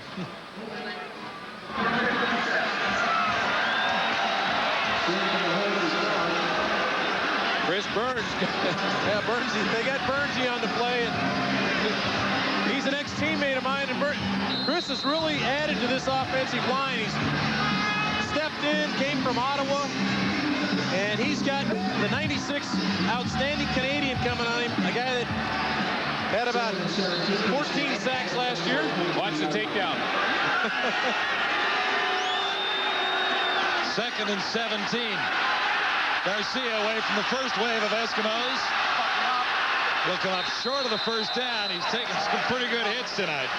Ran into Malvin Hunter and Frank down there, along with Bruce Dixon. Well, when you talk about that chess game, David Archer, Edmonton Eskimos have decided if they can't get pressure by just sending 4, they're going to send more than 4 and send Willie Pless. And he was part of that blitz and the reason that Garcia had to flush out of the pocket.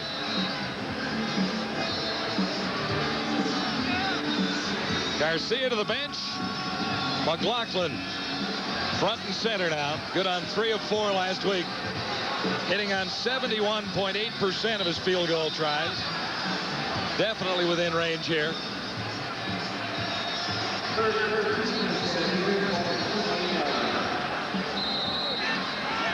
It'll be spotted right on the 45. Stampeders going for the lead. McLaughlin is on target. Calgary on top of the Eskimos for the first time at Commonwealth tonight.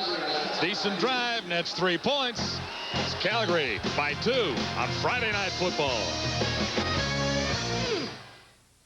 The #1 quarterback in Eskimoville, Danny McManus, watching this from the sidelines. Injured shoulder last week in game 1 of this Alberta series at McMahon Stadium. Well, he got hit, and a lot of people thought it was late. Did he get the penalty? Ron Lancaster said, I've seen a lot worse.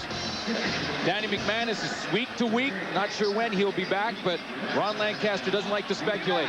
He says, for now, he's not in. In the meantime, Jimmy Kemp has been doing a pretty nice job. He's tossed for a touchdown, hasn't given up an interception.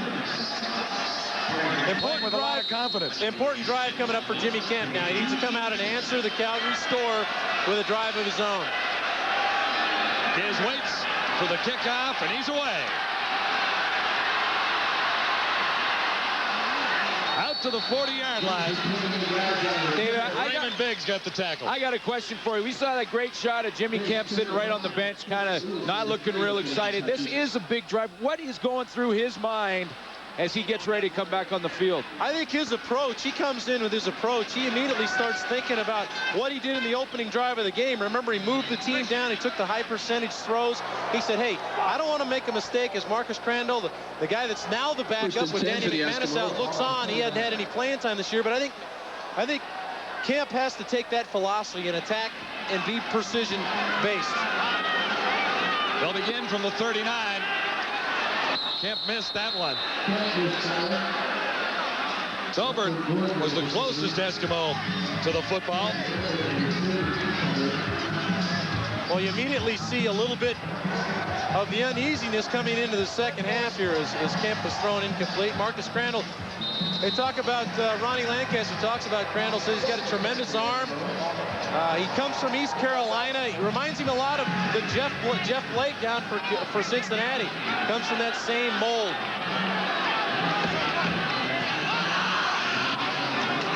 Second and 10. Kemp stands in, look for Flutie, and it was tipped away. Good deep drop by Alonzo Johnson. We talked earlier in the game about how Alonzo Johnson likes to take away the crossers, and once she does that, the key is for him to get depth and make sure that the layered receivers in the zone, that the quarterback throws it underneath. Now watch Johnson take a steep drop and get his hands up. Darren Flutie has no chance behind him.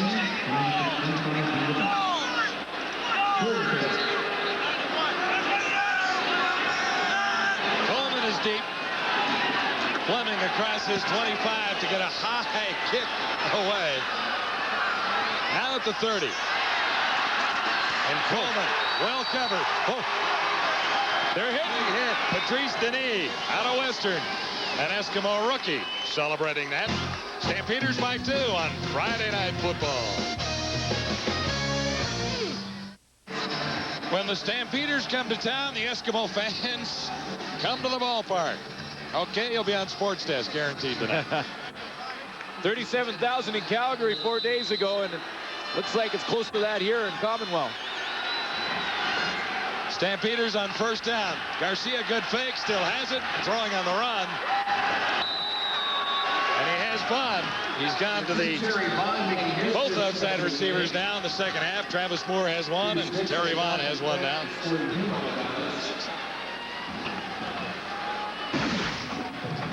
(17 of 21 for a couple of hundred).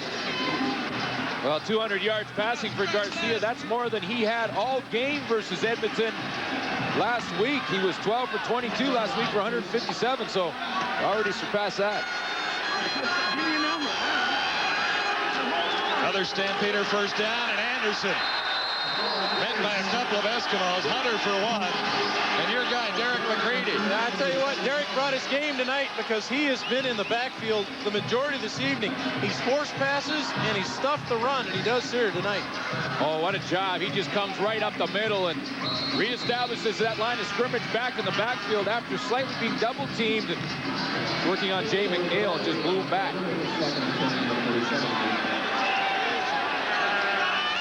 Gain of a half a yard. This will be second and 9.5. Garcia, deep drop over the middle. Scott Moore, and that'll be a first down to the Eskimo 45. David, Jeff Garcia right now is getting lots of time to deliver the football, and McCready came up with the big play, but Edmonton on the run, but Edmonton decides to just send 4, and watch all the time that Garcia has to throw. Well, they play man coverage in behind, and they're playing what we call an outside technique, where the defensive back plays more closer to the sideline than he does inside, and they're just running those in-breaking routes for easy completions. The gain was 18. Calgary with a first down at the Edmonton 45. Garcia under the cover again for Terry Vaughn, and another big Calgary first down, now inside the 30, as Bruce Dixon wrapped him up. 18 yards on the play. Terry Vaughn came a long way, but again, tons of time for Garcia to wait for him to come through. You see Vaughn, number 2, coming all the way from the far side of the field to this hash mark close to the Edmonton bench. And Garcia doesn't have that much time. Vaughn never gets out there. Yeah, Vaughn's going to win that every time if he's got Bruce Dixon trying to shadow him, the linebacker. Calgary with 20 first downs. Kelvin Anderson stopped on the 25 by Malvin Hunter. And that's what Calgary does. They formation you, and that means they move their receivers around. Sometimes Vaughn's outside, sometimes he's inside, sometimes he's in the slot. And that time he was the number 3 receiver, meaning from the sideline in, and he got isolated on a linebacker, which was a perfect scenario. They would love to have him lined up on a linebacker all night. What that does for Garcia also is if, depending on how the Edmonton Eskimos line up on those formation, he knows whether it's man or zone coverage. Second and 7. Garcia back to the shotgun with 6 receivers in. He finds Vaughn. Good run by Vaughn. Touchdown. What a great run by Terry Vaughn to turn that into 6 points. And Glenn, we're going to get a chance to see this, and to my surprise, look who's shadowing him again. It's Bruce Dixon. Yeah, that's a tough matchup for the Edmonton Eskimos to have linebacker Bruce Dixon, who does a good job on the run, but definitely is not a cover man, to go all the way across with Vaughn and try and track him. He's going to flash right across the middle, and it's really what he does after he catches the football, because watch the second effort find that goal line. Woohoo! Big hit right on the line as Vaughn glides into the end zone. 3rd catch of the second half. He has 54 yards. And the touchdown. The Stampeders have now moved in front 20-11. Field goal and a touchdown in the second half. Garcia has the Stamps on a roll on Friday Night Football. So why is this guy smiling? Well, he owns the Calgary Stampeders. They're playing a pretty good second half here in Commonwealth, where it's never easy to win. Seguche. Yeah, what a job by Seguche to turn that team around. He's got some enthusiasm about football back in Calgary. The kickoff taken by the Giz. And he lost his footing. Haven't been too many slips out on this soggy turf at Commonwealth, but the giz went down. Well, this is back to the touchdown. Terry Vaughn just catches this dump pass from Garcia, and then the second effort brings him in the end zone. I wonder if they heard us. We said they had thrown to the wideouts. All of a sudden, they're using them. Both of them. Helicoptered into the end zone. Garcia now 21 of 25, 274 yards, and a couple of touchdowns. And not a bad spike. Not a bad spike. It's up to Jimmy Kemp. 0 for his last 4 passes. Kemp is maybe feeling a little of the pressure now. Well, what coaches talk about, Glenn, and you can back me up on this, is they talk about playing the first 5 minutes of both halves with maybe as much intensity as you can possibly play them with. That sets the tone. Edmonton came out in the first half and played extremely well. They've come out here pretty listless. Subsequently, Calgary's grabbed the flow of the game and stuck 2 scores on the board. Absolutely, and concern on the face of Ron Lancaster as he faces the sideline. And, you know, he said he wouldn't wait too long to make the switch if Jimmy Kemp wasn't moving the football team. 2nd and 8. Facing Kemp now. And a good pass. And Myers couldn't hang on. That was a good pass and a better play by Marvin Coleman. The throw is on the money. Coleman just comes in and makes the play as the ball arrives. As a defensive back, you go through, in a split second, a decision when you're breaking on the football. Coleman's to the right of your screen 17. Do I have a chance to intercept it? If not, go for the strip. Coleman made the decision right away, and it was a good one. Knocked that ball out of there. His reputation isn't by accident. He's considered one of the best corners in this league. And already 2 2-and-outs now for the Edmonton offense. To congratulate them, he's got to go return the punt. Fleming lost it. Stampeders have it. That's Biggs coming up with a loose ball.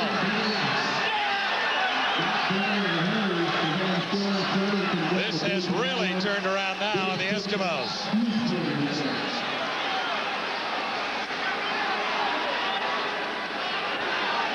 Little bit of a stunt, confused, and the confusion right here is Raymond Biggs, who's going to take off clean on a little bit of a stunt. Look at him just go straight up through the middle and is clean. And Sean Fleming has no shot to get that ball off.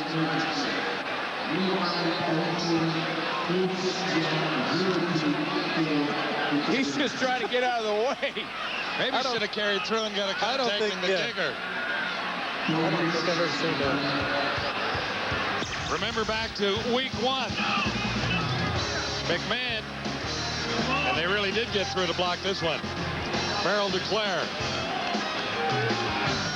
Assignments up front. Biggs is there in that one too. Well, if you watch closely on that replay of the kick here tonight, the up back blocks nobody. And special teams is about assignments, Glenn, and you said it exactly. You got to carry out your assignment, block the people you're responsible for. Stampeders are set up inside the Eskimo 15. Loose ball. Eskimos have a chance at it, and it's going the other way. Bruce Dixon takes some heat off Sean Fleming. Oh, does he He's the ever? happiest guy in town right now. Does he ever? Sean Fleming almost jumped out of his uniform. He was so pumped up. And this is a monster hit, too. Bruce Dixon comes up with the recovery, and once again the defense bails out. Shoddy play on special teams, and guess who it was? Oh, yeah. Derek McCready. Oh, Your yeah. guy. I'll tell you what, he's already my vote for defensive lineman of the week. This guy's playing a great ball game. You think we can make him an all-star in one night? Look at the relief on Sean Fleming's face. Jimmy Kemp beginning at the 15. Good play action fake. Far side, high, but catch is made. And there are markers down. Landon Myers. I think it's coming back.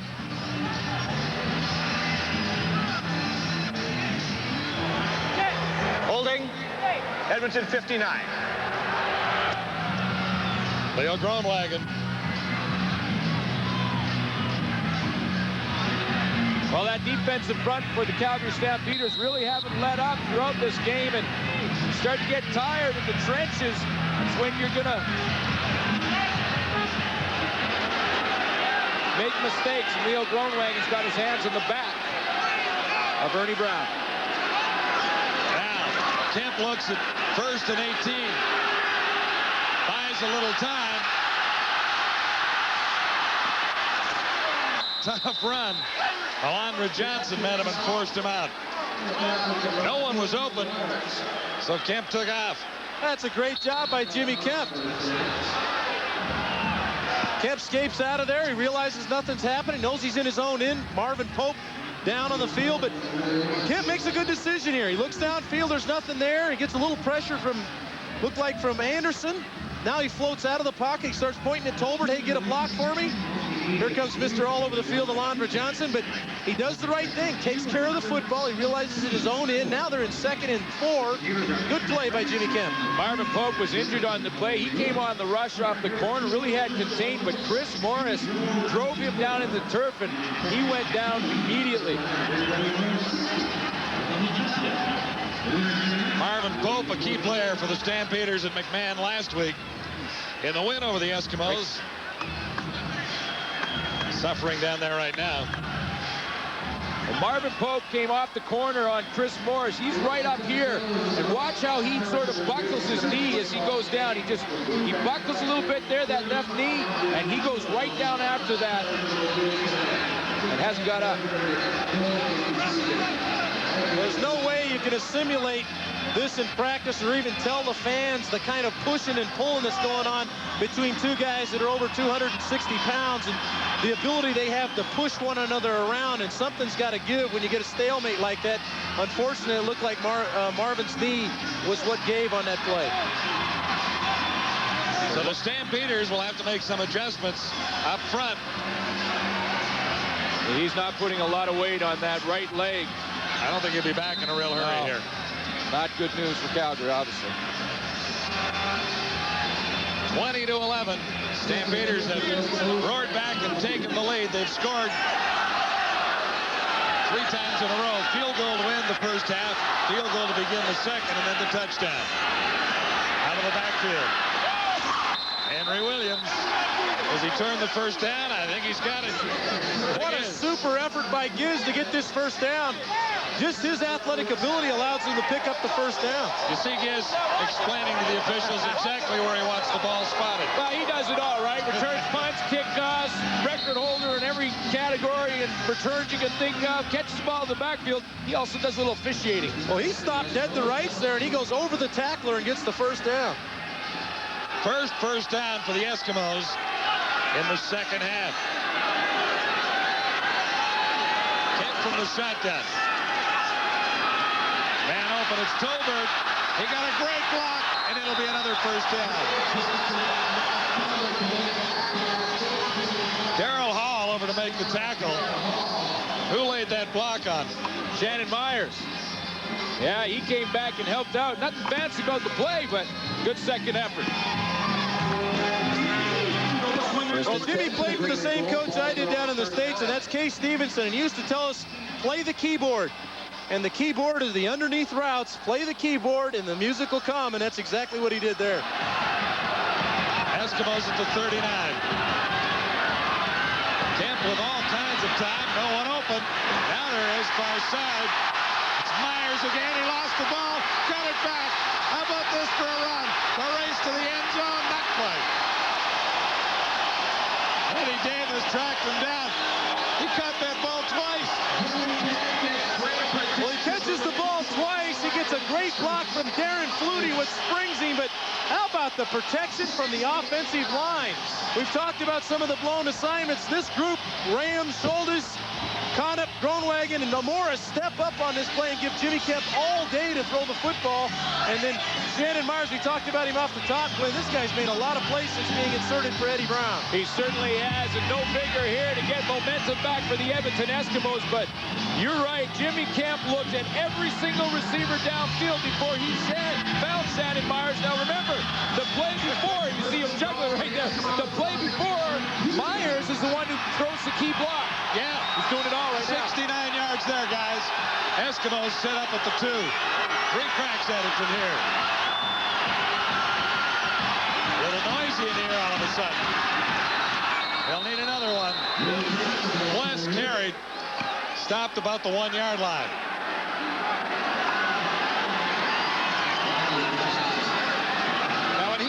drove that ball. He actually caught it with one hand again, didn't he? Well, what provided the catch, Marvin Coleman's coming over to get the strip. I think if Marvin Coleman had not been blocked by Darren Flutie, he may strip that ball out when he bobbles it. Darren Flutie needs to get an assist on that catch. 2nd and goal to go. It's a long 1 yard from there for the Eskimos, trailing 20 to 11.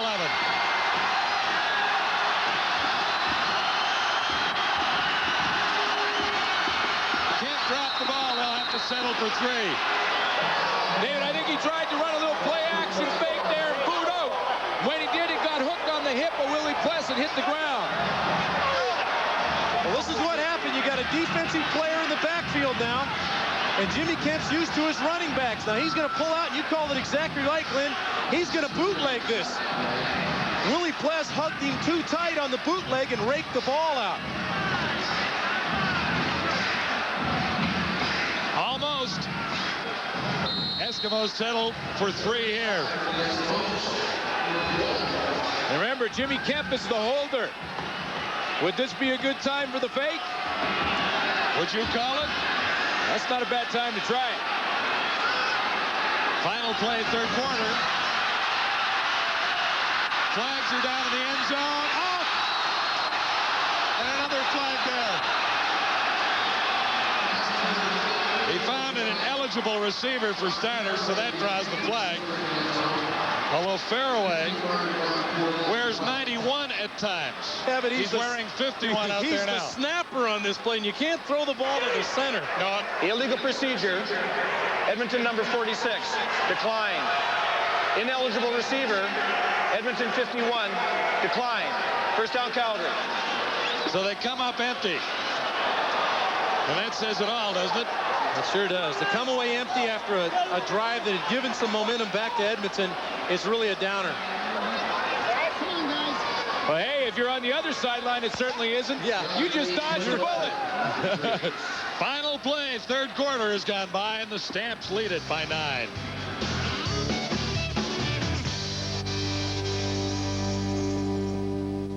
Welcome back. Friday Night Football after 3 quarters. How close it is, how close it could have been had Edmonton been able to cash in on little confusion there in the fake field goal at the end. But Calgary gets the lead in the initiative of Jeff Garcia. We've seen him block, we've seen him tackle, but of course, he is known to throw a football or two, and Obi, nice one on the touchdown.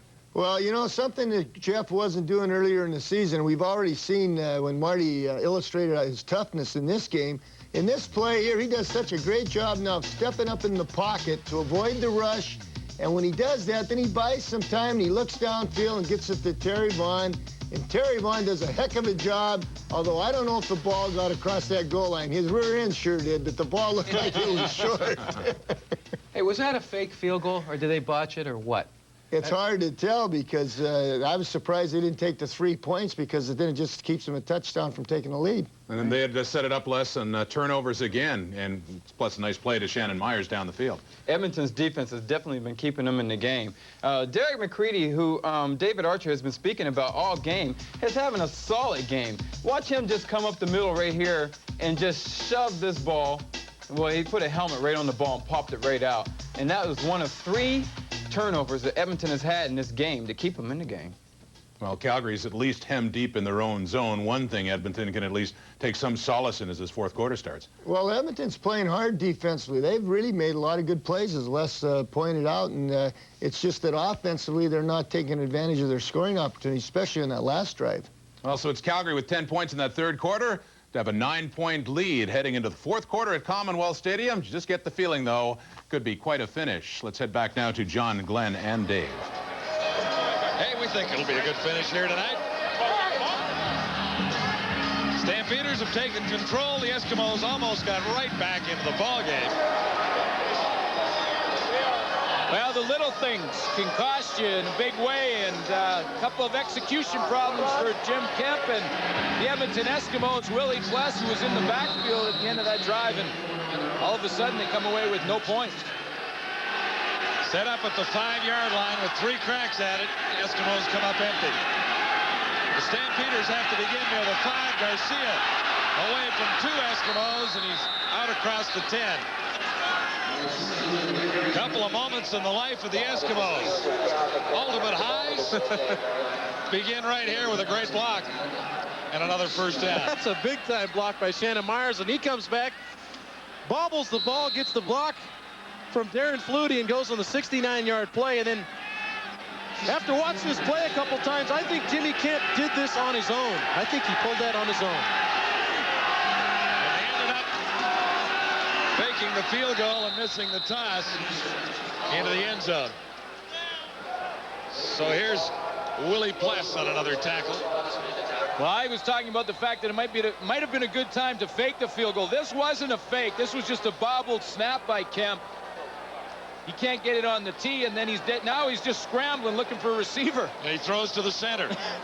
Well, the killer on the play is Fairway comes out with his hand stuck in the air. Obviously played a different game than I've ever played before.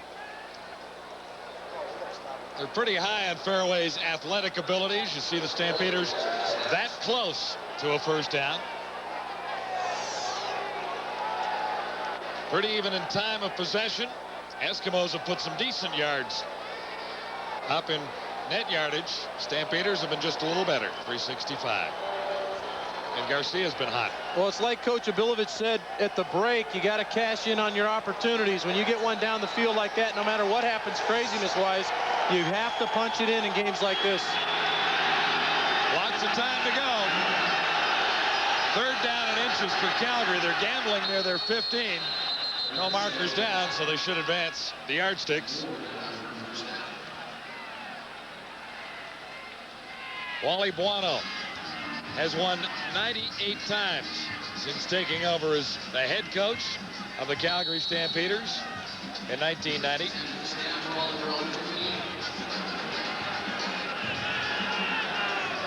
Calgary with a first down at the 15. Stands still dominating the running game. And Anderson gets the call again. Gain is 4. And 39, Willie Pless is there one more time. Well, we're getting some good blocking at the point of the attack. Rocco Romano doing a great job on the edge, but nobody can get their hand on Willie Pless. Watch him scrape across. That's a great football play by an unbelievable player, future Hall of Famer, no question, Willie Pless, who just uses his speed, scrapes to the outside, and makes the play. He's closing in on 1,000 tackles in his CFL career. Leading the league and the team again. Garcia looking now. Good try. Pretty tight coverage on Travis Moore. Davis Reed was back, and he had a little help. Great job of reacting to the football in the air from Davis Reed. He had pretty good coverage downfield, but he does a nice job making sure he looks back. Now Garcia at this point is scrambling, but see Davis Reed make sure he keeps his eye on the ball, go up and knock it down. And tough night on Garcia. He's been hit a time or two in the open field and in the backfield, and well, trying to get one away. Low punt. Here's Henry Williams. Out to the 45, 3 yards on the return after a 48-yard punt. So it's up to Jimmy Kemp to get the Eskimos on a roll again. So this game to the Calgary Stampeders is easy to see from this. A win here, and they're back in the chase for first spot in the Western Division. And they're also one game up in the series with the Edmonton Eskimos. Now, with one left to play here. Yeah. And bragging rights till October anyway. Perfect night for football in Alberta, isn't it? Early movement.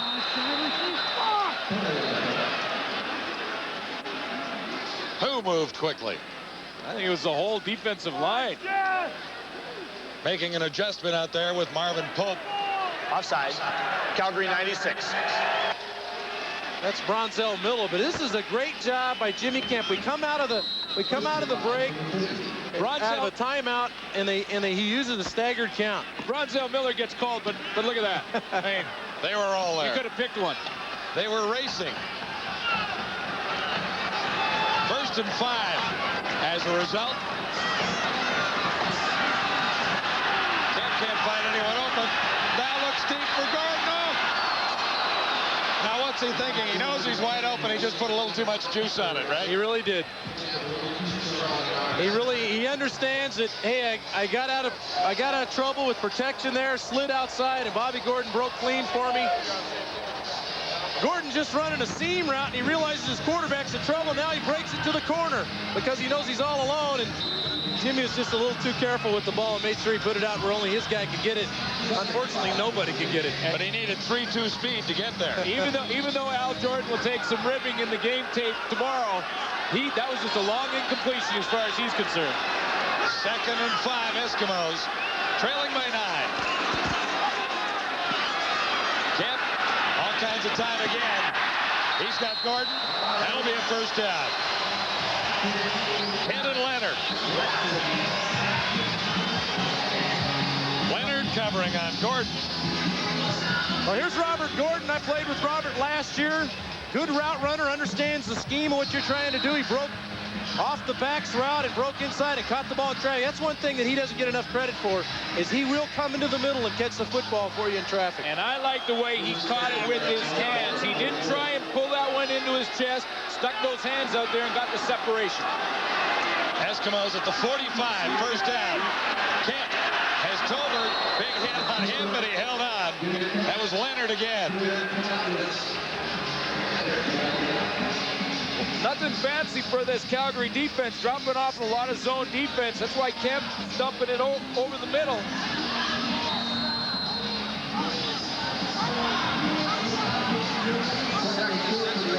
Tolbert the underneath route here, but that's called 3 yards and a headache.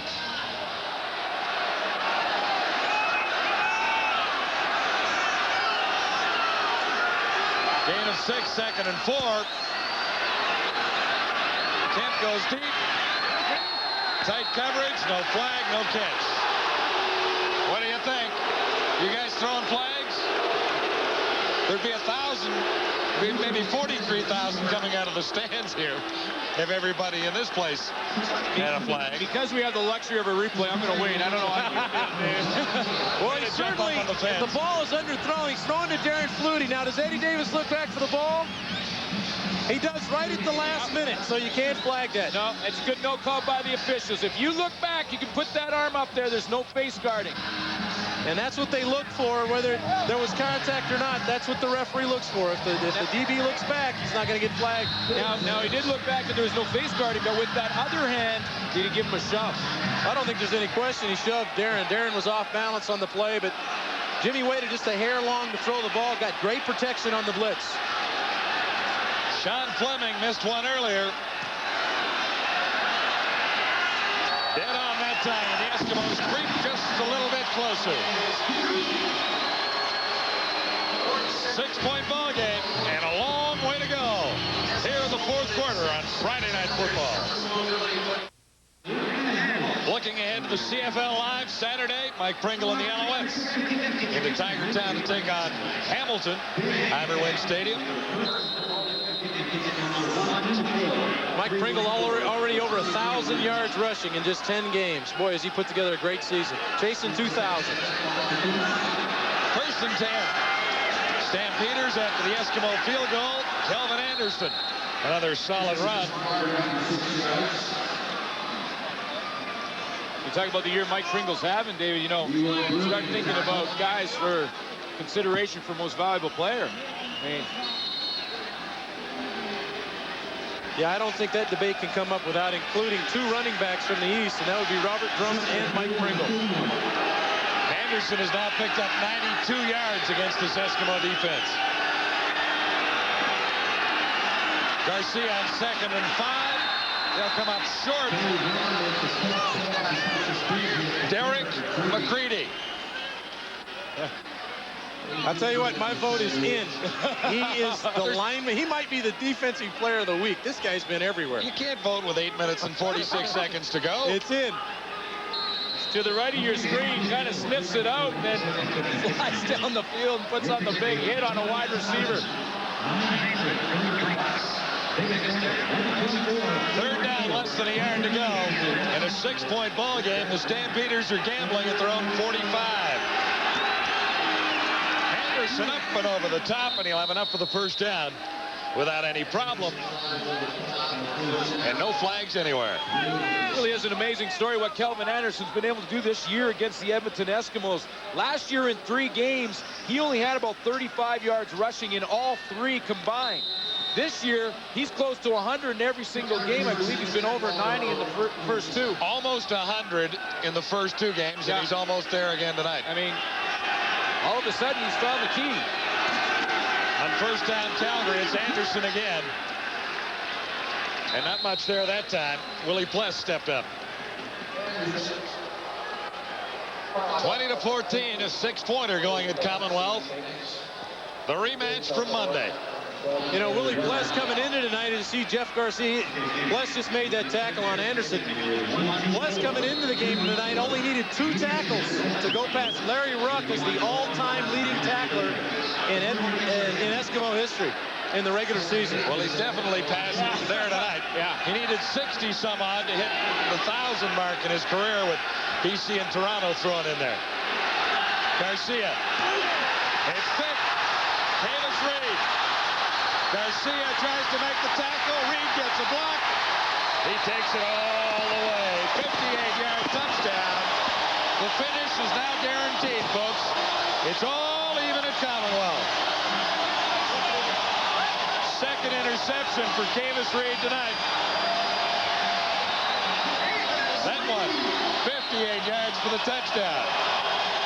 Well, Jeff throws the ball right to him, and he certainly expected something from his outside receiver that he didn't get, because Davis is just playing the position. Glenn, he sits down. It looks like it might have been what we call a cut coverage, where the corner rolls up to the weak side.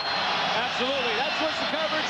And Davis Reed was surprised that the ball showed up in his hands. He was just standing there, and Garcia nailed him with it. Then it was just a foot race to the end zone, but big mistake cost Jeff Garcia. Obviously, someone zigged when they should have zagged. It's not that easy to explain in the tape room, is it? Not quite, but, you know, as a quarterback, you know, David, that you got to throw that ball before the receiver comes out of his break. Now, if the receiver decides not to run the right route, it's trouble, and that's what happens. Great emotion in Commonwealth. 43,000 on hand here for the rematch. Davis Reed has given the Edmonton Eskimos a 1-point lead on the Stampeders with his 58-yard return. Well, from that angle, it looks like Jeff was completely wrong. He obviously expected Pitts outside somewhere and couldn't really see it. Here's the reverse angle. The ball's thrown to the outside. Evidently, he expected Pitts to slide to the outside, and Davis read the play. You saw the outside receiver fading to the sideline. He turned him loose and broke back on the ball to make the play. And an old teammate of mine used to call this Pixies Evidence. That's the second time he's gotten to do that dance. That's his second return for a touchdown this year. A 45-yarder against Saskatchewan for Davis Reed. Back on July 4th. Eskimos on top by a point, but there's lots of time left, folks. 6:39 to play, 4th quarter. The Stampeders have their hands on the ball, with Coleman returning. Maurice Miller. Well, David, you mentioned it. This is not his first touchdown return. As you said, John, he intercepted the pass against Kevin Mason in Saskatchewan and took it back for a touch, and this actually sealed that game. That was a big play by Reed in that one, and none bigger than the one he just made. You know, when you can pattern Reed as a corner, and what I mean by that is when one receiver does one thing, you can know what the other receiver will do automatically, and Davis Reed's getting to be one of the best at it. It's up to Garcia to get even, and Anderson won't get anywhere. Eskimo front group is fired up. Willie Pless has made another tackle. Boy, how many is that tonight?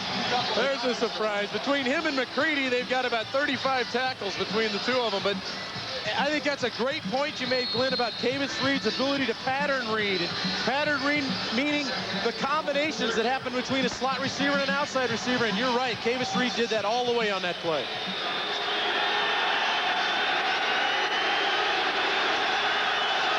Second and 8. Garcia back to the shotgun. Here comes some heat. He gets it away. Sideline pattern. Pitts makes the catch, and he's forced out by Tommy Henry. Big first down for Calgary. 5:38 to play.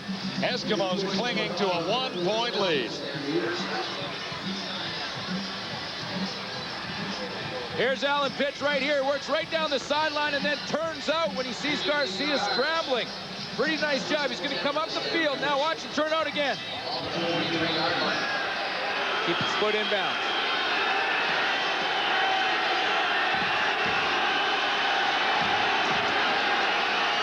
Nice play action fake by Garcia to his left. He'll take off. That'll be another Calgary first down.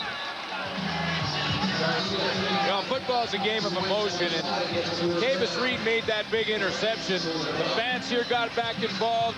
Edmonton was up, but Jeff Garcia is doing a great job, David, of turning that around and getting some momentum back. You're exactly right. There's no place worse than having to come in here in a hostile environment as a visiting quarterback and just throw an interception for a touch in the fourth quarter and realize you got to rally your football team. I love the way they're changing things up. The bootleg, Garcia makes the proper decision.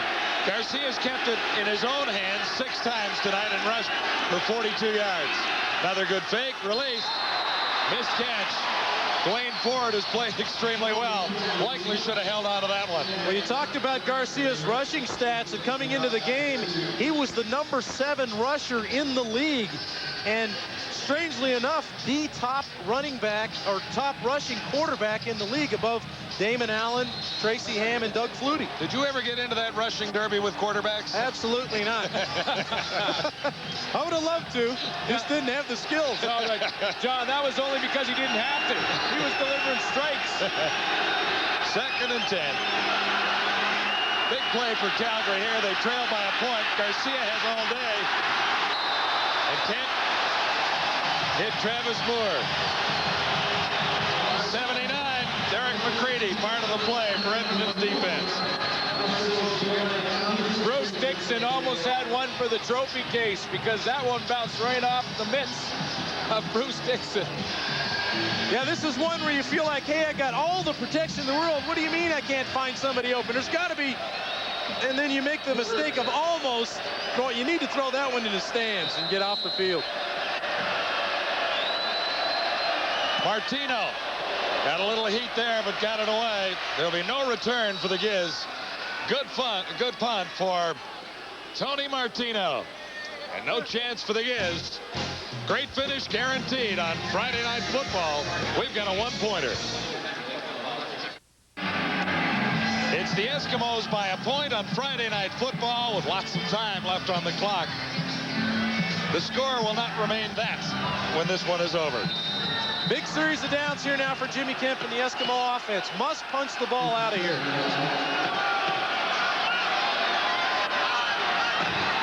Kemp from the shotgun. There's a marker down immediately. Sideline pattern. That'll be enough for a first down if the penalty's not against the Eskimos.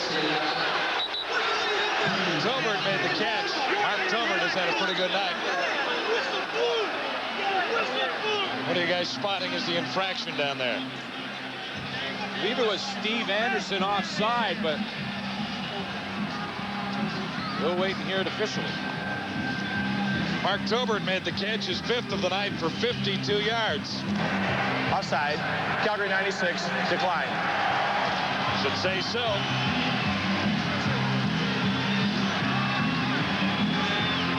You see Jimmy using the head bob a little bit, but he definitely staggered the count. He's able to get that defensive front pulled offside. But what a big throw by Kemp on that series. He needed to get a couple first downs, move the team out. Super throw on first down. Out across the 20 at the 21 is where the Eskimos are now. Leading by a point. Kemp will put it up again. Maybe not. Looked like he just fell down. We haven't talked about the field conditions really being a factor all game because it's been pretty good for these players, but that was one of those situations where Kemp tried to take off and run out of there, just slipped and fell. Lost his footing and lost it down at almost 10 yards. So he's got the corner to the right. Yeah, and he wanted to drop the ball off to Darren Flutie, but Kenton Leonard baited him. If he'd thrown the ball there, he'd have picked it off for 6. Tough situation for Kemp and the Eskimos here on 2nd and 16. Under the cover. There's a flag down. Late hit. Not sure. Kemp is down. Coleman made the tackle. Major foul. Roughing the passer. Whoa. Calgary 94. Jeff Traversy into the game for Marvin Pope. And that, a very costly play for Wally Buono and the Calgary Stampeders. Traversy's going to have to report to the principal. That's where he's going right now. Timeout here. We'll be right back. Biggest play of the ball game happened just moments ago. Stampeders penalized for rough play. Gives the Eskimos new life. The great Bear Bryant said a football game usually comes down to 1 or 2 big plays. That might have been it. Now, Wally Buono on the Stampeders side didn't like that call. Well, I think the only reason there was a problem with it is he led with his head. I don't think the call, it was actually a late hit. I think he led with the head, and I think they called it rough play. They didn't call it roughing the passer. But what a huge mistake to make Traversy the rookie, the #3 college draft pick this year for Calgary, comes in a game, probably never been in a game with the magnitude of this game right now. I said he didn't like the call. He really hated the call. Eskimos out at the 38 with a first down and a 1-point lead. There's the running game. Biggest running play for the Eskimos in about 3 weeks. Al Jordan made the tackle on Eric Blunt.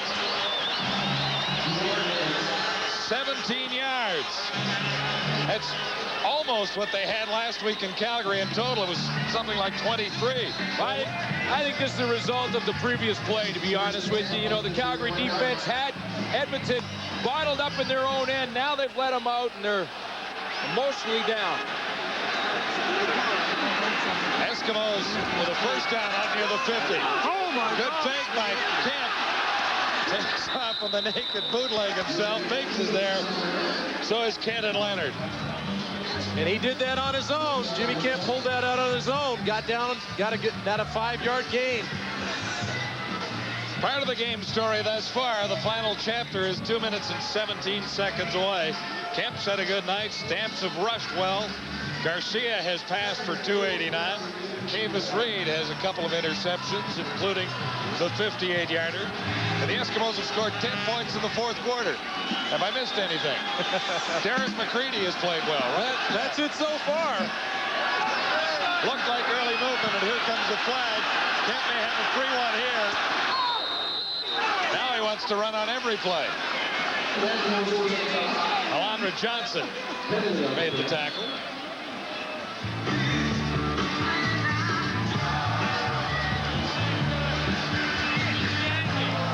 Offside, 98 Calgary. Ernie Brown that time. And the only person you can credit for this is Jimmy Kemp. He's changing his count. And it's affecting the defensive front. The defensive front is foaming at the mouth trying to get to him, and they're being pulled offside by Kemp's count. There it is right there. Staggered count. Ernie Brown gets pulled on it. I'll tell you what, we may be seeing a young quarterback come of age right here. This is a guy that really hadn't had a chance to direct a real good football team as a starter, and he's doing it right now. That's a good point. He's got a pretty good offense out there. Go, Eric! And a defense that gets the job done. Yes. And all of a sudden, a running game that seems to be working a little more effectively. 5 yards on the play. Well, as a quarterback, you got to be able to pull people off. And Tom Wilkinson, huh? John, I guess you saw him play a few times. I did see him play a few times. Shooter played against him. No, I guess not, eh? No. Never got to play No, against I was Wilkie. 84, so I missed him. Thank You missed goodness. him, yeah. He was pretty darn good at it. Oh, there's some great ones on the Ring of Honor in this ballpark. He wasn't very flashy, though.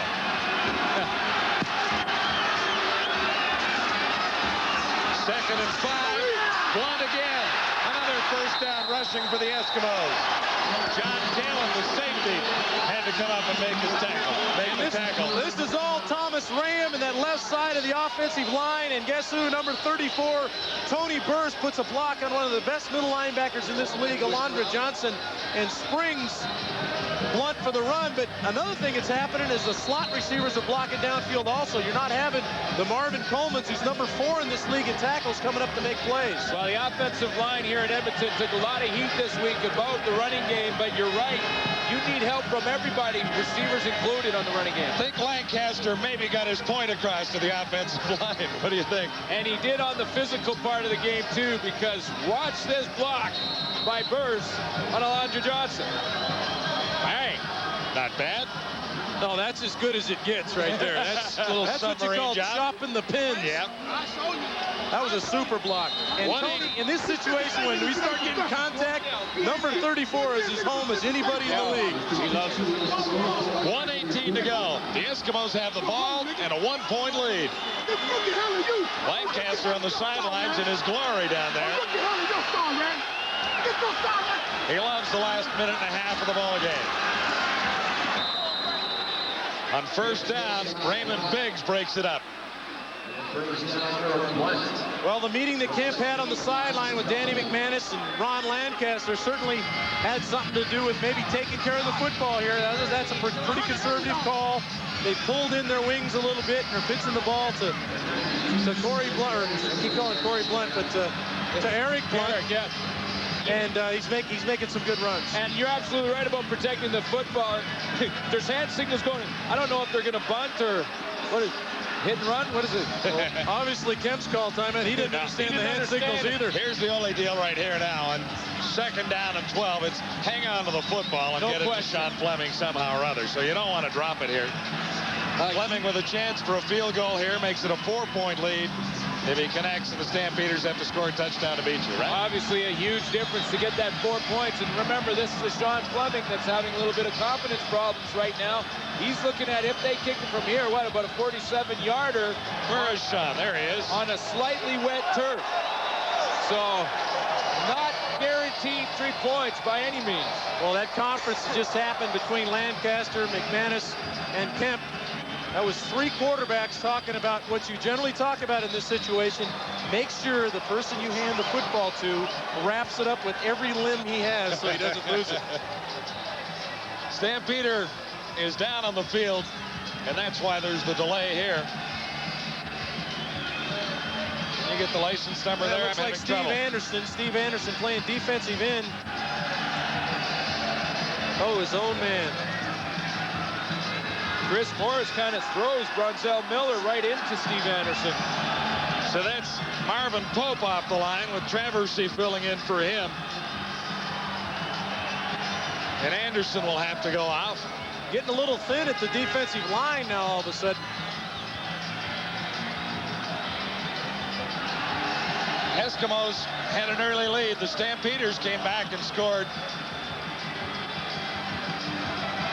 to end the first half, and then added the first 2 points of the third quarter, or the first 10 points of the third quarter. Eskimos' margin of victory right now is on that interception return, or at least margin of lead right now is on the interception return by Kavis Reed for 58. Well, this defense has come up big in the second half. Don't forget that Derek McCready hit down on about the 10-yard line that jarred the ball loose from Kelvin Anderson. It looked like they might punch that in for a touchdown and go up by a large margin. Huge hit, comes up with a recovery. Bruce Dixon recovers the fumble, and McCready, in my mind, there's your MVP on defense. Even though Willie Pless has been all over, he has wreaked havoc in that offensive backfield. And a lot of times, while he was being double teamed by the Calgary offensive line, didn't stop him. He's had a heck of a night. That's been a bit of a coming out party for him. He had the knee injury last year, suffered through a long season. He and Willie Pless have played some big-time football on defense tonight. So here's the deal. Second and 12, 1:03 on the clock. Eskimos want to hang on to the football and see if they can get it to Sean Fleming. Kemp looks to put it up. There's a flag down. Flutie made the catch. That might about do it. What do you think? Well, Eddie's going to give the token argument here, Glenn, but there's no question he's all over Darren Flutie on this play, and a nice, accurate throw from Jimmy Kemp. Well, and you talked about the meeting of Kemp and the other quarterback, Danny McManus, and Ron Lancaster on the sideline. You think maybe they mentioned Darren Flutie's name in that meeting? Forward pass interference. Calgary 29. There you go. You're talking about a safe enough play. There's no possibility of little possibility of an interception on this one. Oh, and this shows a lot of confidence in Jimmy Kemp. They come after him, but he makes a good, low, accurate throw, and I don't think the contact happened before the ball got there with Eddie Davis as Darren Flutie fought across his face to get inside. No question, good call by the officials. He was riding the back of Darren Flutie. Key first down. 50 seconds on the clock. The Eskimos have a 1-point lead and a running game that's working all of a sudden. Eric Blunt again.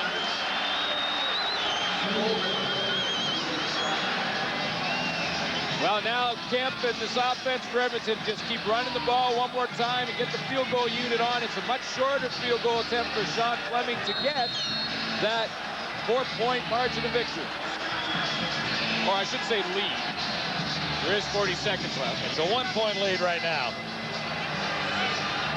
But it's second down and 4 to go, so the Eskimos can take a little more time off the clock, even if they don't get a first down here.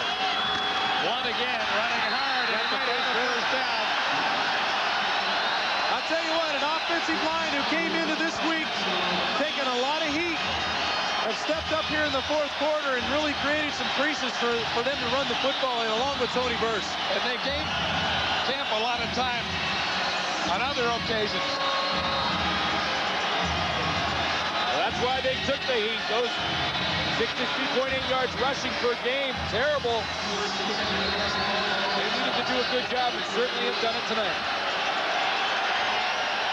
So another Edmonton first down, 6 seconds on the clock. The Eskimos will take 3 more off. You see the veteran Rod Connell. The veteran Rod Connell, John was saying, motioning to the sideline, saying we need to kick the field goal here. Points could be the difference down the line. First game was a 1-pointer. Edmonton won in Calgary. The Stamps came back last week and shellacked Edmonton. Well, Connop would know anything about points. He would be the guy. 6 in career games played in this league. So he certainly has probably seen every situation known to man. He arrived here in 1982, did Rod Connop. The Eskimo record since then, 193 wins, make it 194, 106 losses, 1 tie. Here's Fleming's chance to finish off the Stampeders.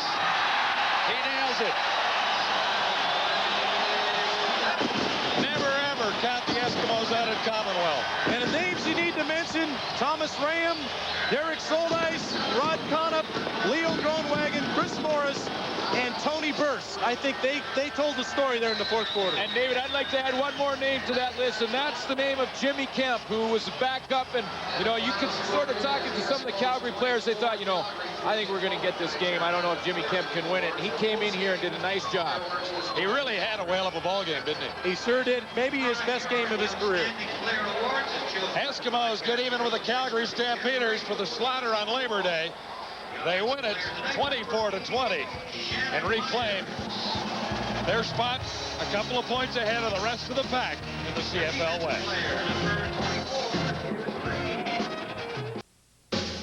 Big win for the Edmonton Eskimos tonight at home, beating Calgary by 4 and reasserting itself on top of the West standings in the CFL. Now a 4-point lead over BC. And one of the big reasons why the starting quarterback for the Edmonton Eskimos tonight, Jimmy Kemp, filling in for Danny McManus. And I think your old teammate Dave Archer said it best, Jimmy.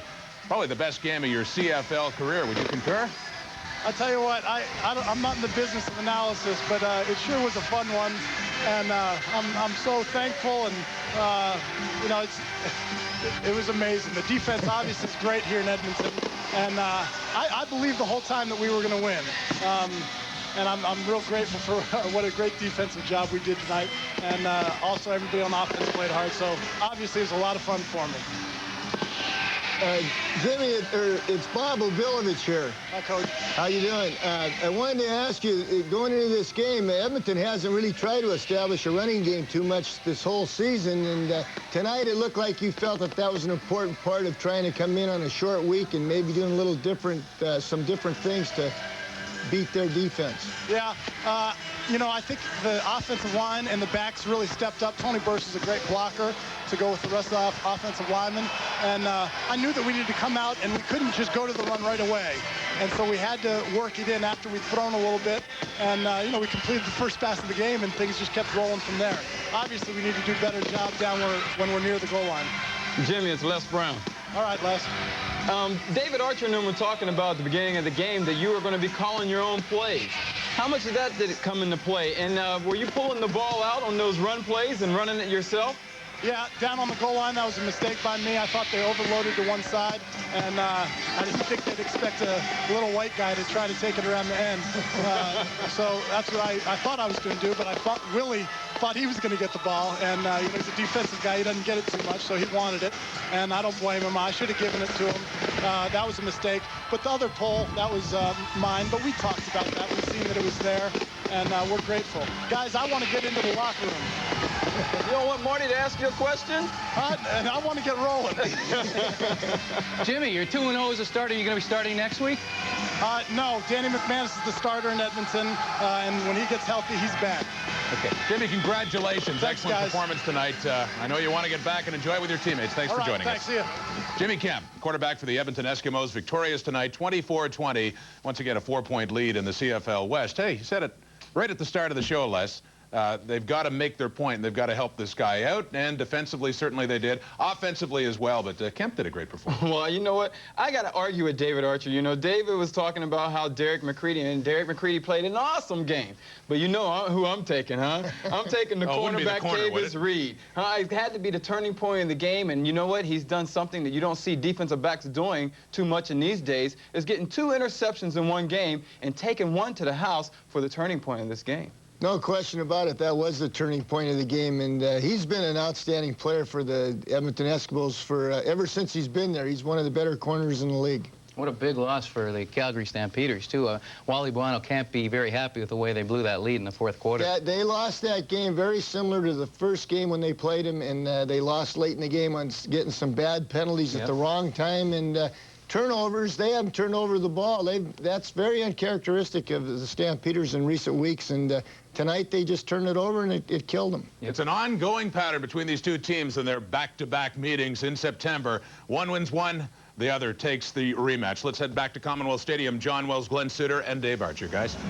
Hey, we had a terrific time here tonight. It was a game that had a little bit of everything. It really was. A lot of fun to watch a guy that has a coming out party, and that's what Jimmy Kemp had. We talked, the guys back on the panel talked about it. Saw Derek McCready step up like he hadn't all year long, and a team win, I think, Glenn. It really was, you know, and when you look on the other side of the coin, Jeff Garcia really didn't play that badly tonight. The offense for Calgary looked pretty good throughout most of the game, but a couple of key mistakes. The interception to Cavis Reed for a touchdown. Yeah, you'll see that in the final numbers here as we flip through them.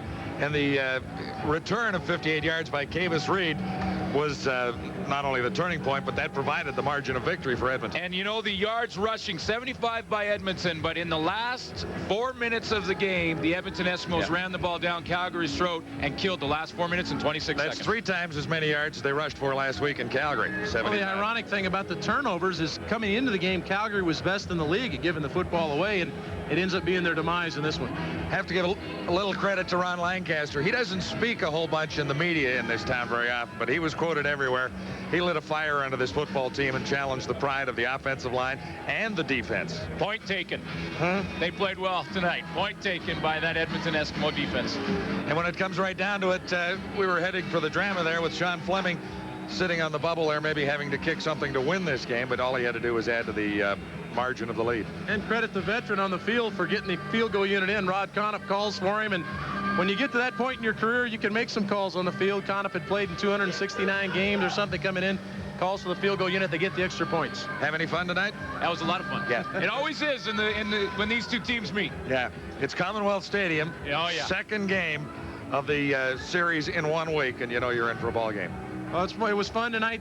when I got a chance to become a broadcaster and work with you guys, this was the date I looked for to be able to do a ball game. It's been a great atmosphere. The fans were great all night. What a fun game to do. So just like Jimmy Kemp, he has a coming-out party tonight, too. He certainly he played great and under a lot of criticism throughout the week. So congratulations, the Edmonton Eskimos and Ron Lancaster, and, of course, Jimmy Kemp. Yeah, good night here. We enjoyed it, guys.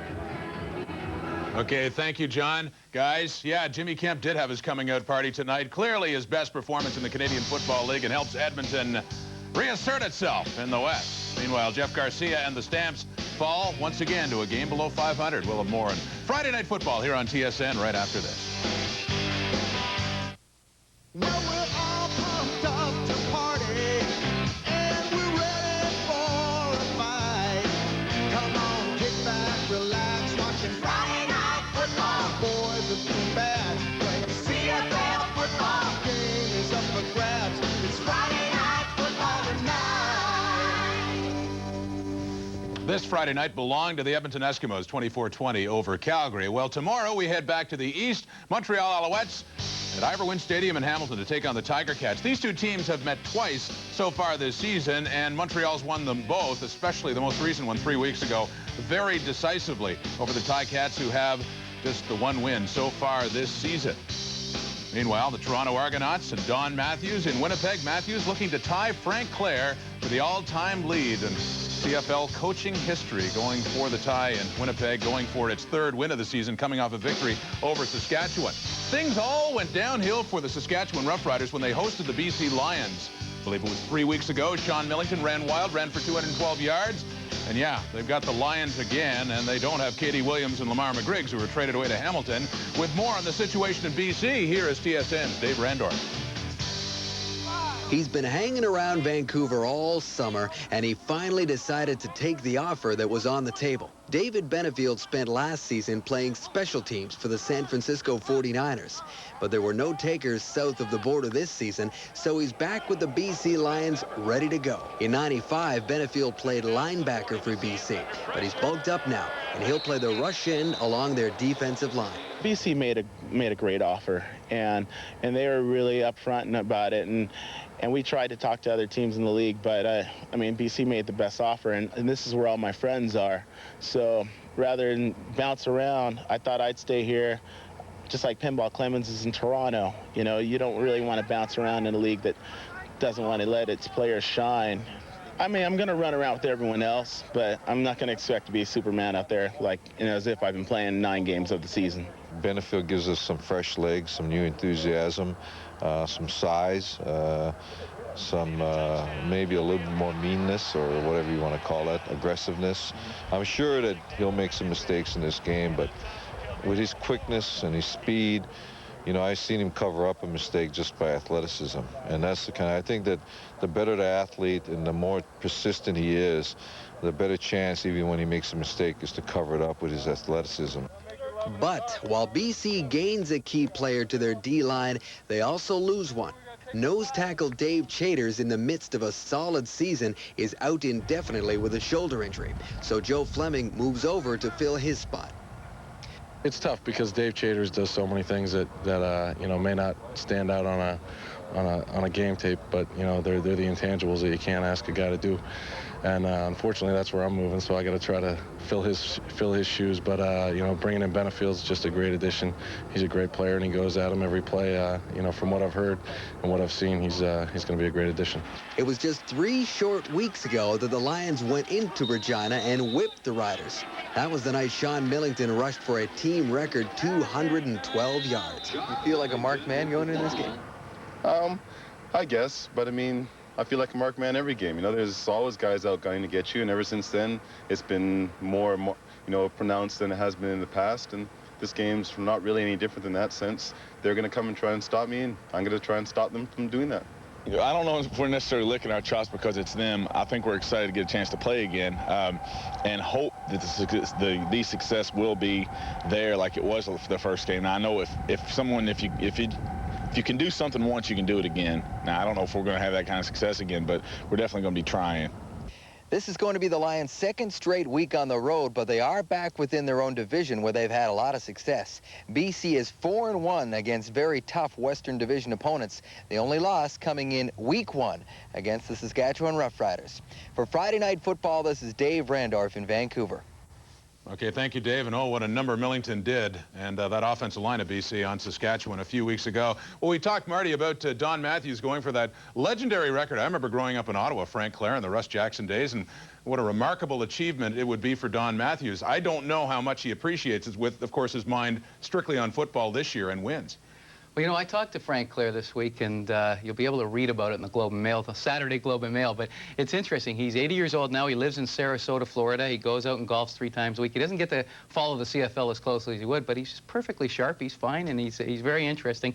And I know he has mixed emotions about the record that Matthews is going to tie. Well, I know that Don Matthews has had a lot of great talent to work with, and I know that a lot of coaches would have liked to have that same talent to probably try to get this record with. But I guess you got what they say is you got to be a little bit good to be a little bit lucky. So. Hey, Frank Clare had Bob Obilovich. What kind of talent do you want? He always knew good talent when he saw it. That was one of his strong points. What's happening in Winnipeg?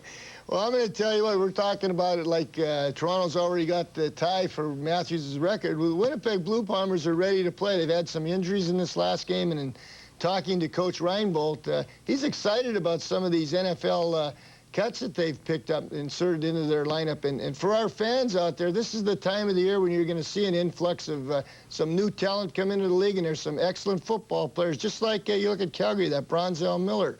They're going to see more players like that now coming in because of the NFL cuts. Yeah. Coach Reinbold, yeah, I'm glad you mentioned that, Bob. We're not handing this tying victory here to Bob Obilovich. Now, the Bombers, especially the way they looked against the Saskatchewan Roughriders just last weekend on the Sunday, I mean, they looked like a new team and would look dominant in that one. Well, I think Kevin McDougall, the quarterback, has really come on lately. He's impressed me the last few weeks, and I still think that Milt Stegall, who's their ace receiver, he may be the most dangerous receiver in the CFL. Well, I tell you, it's a good combination with McDougall throwing it to him because they have the best long ball combination going in the CFL. Yeah. Well, they do have a chemistry, but I think what they're doing with McDougall, which is a credit to their offensive coaching staff and Joe Pawpaw in particular, is that they're doing a good job of trying to run the football, and they've been really excited about picking up Mike Mihalik.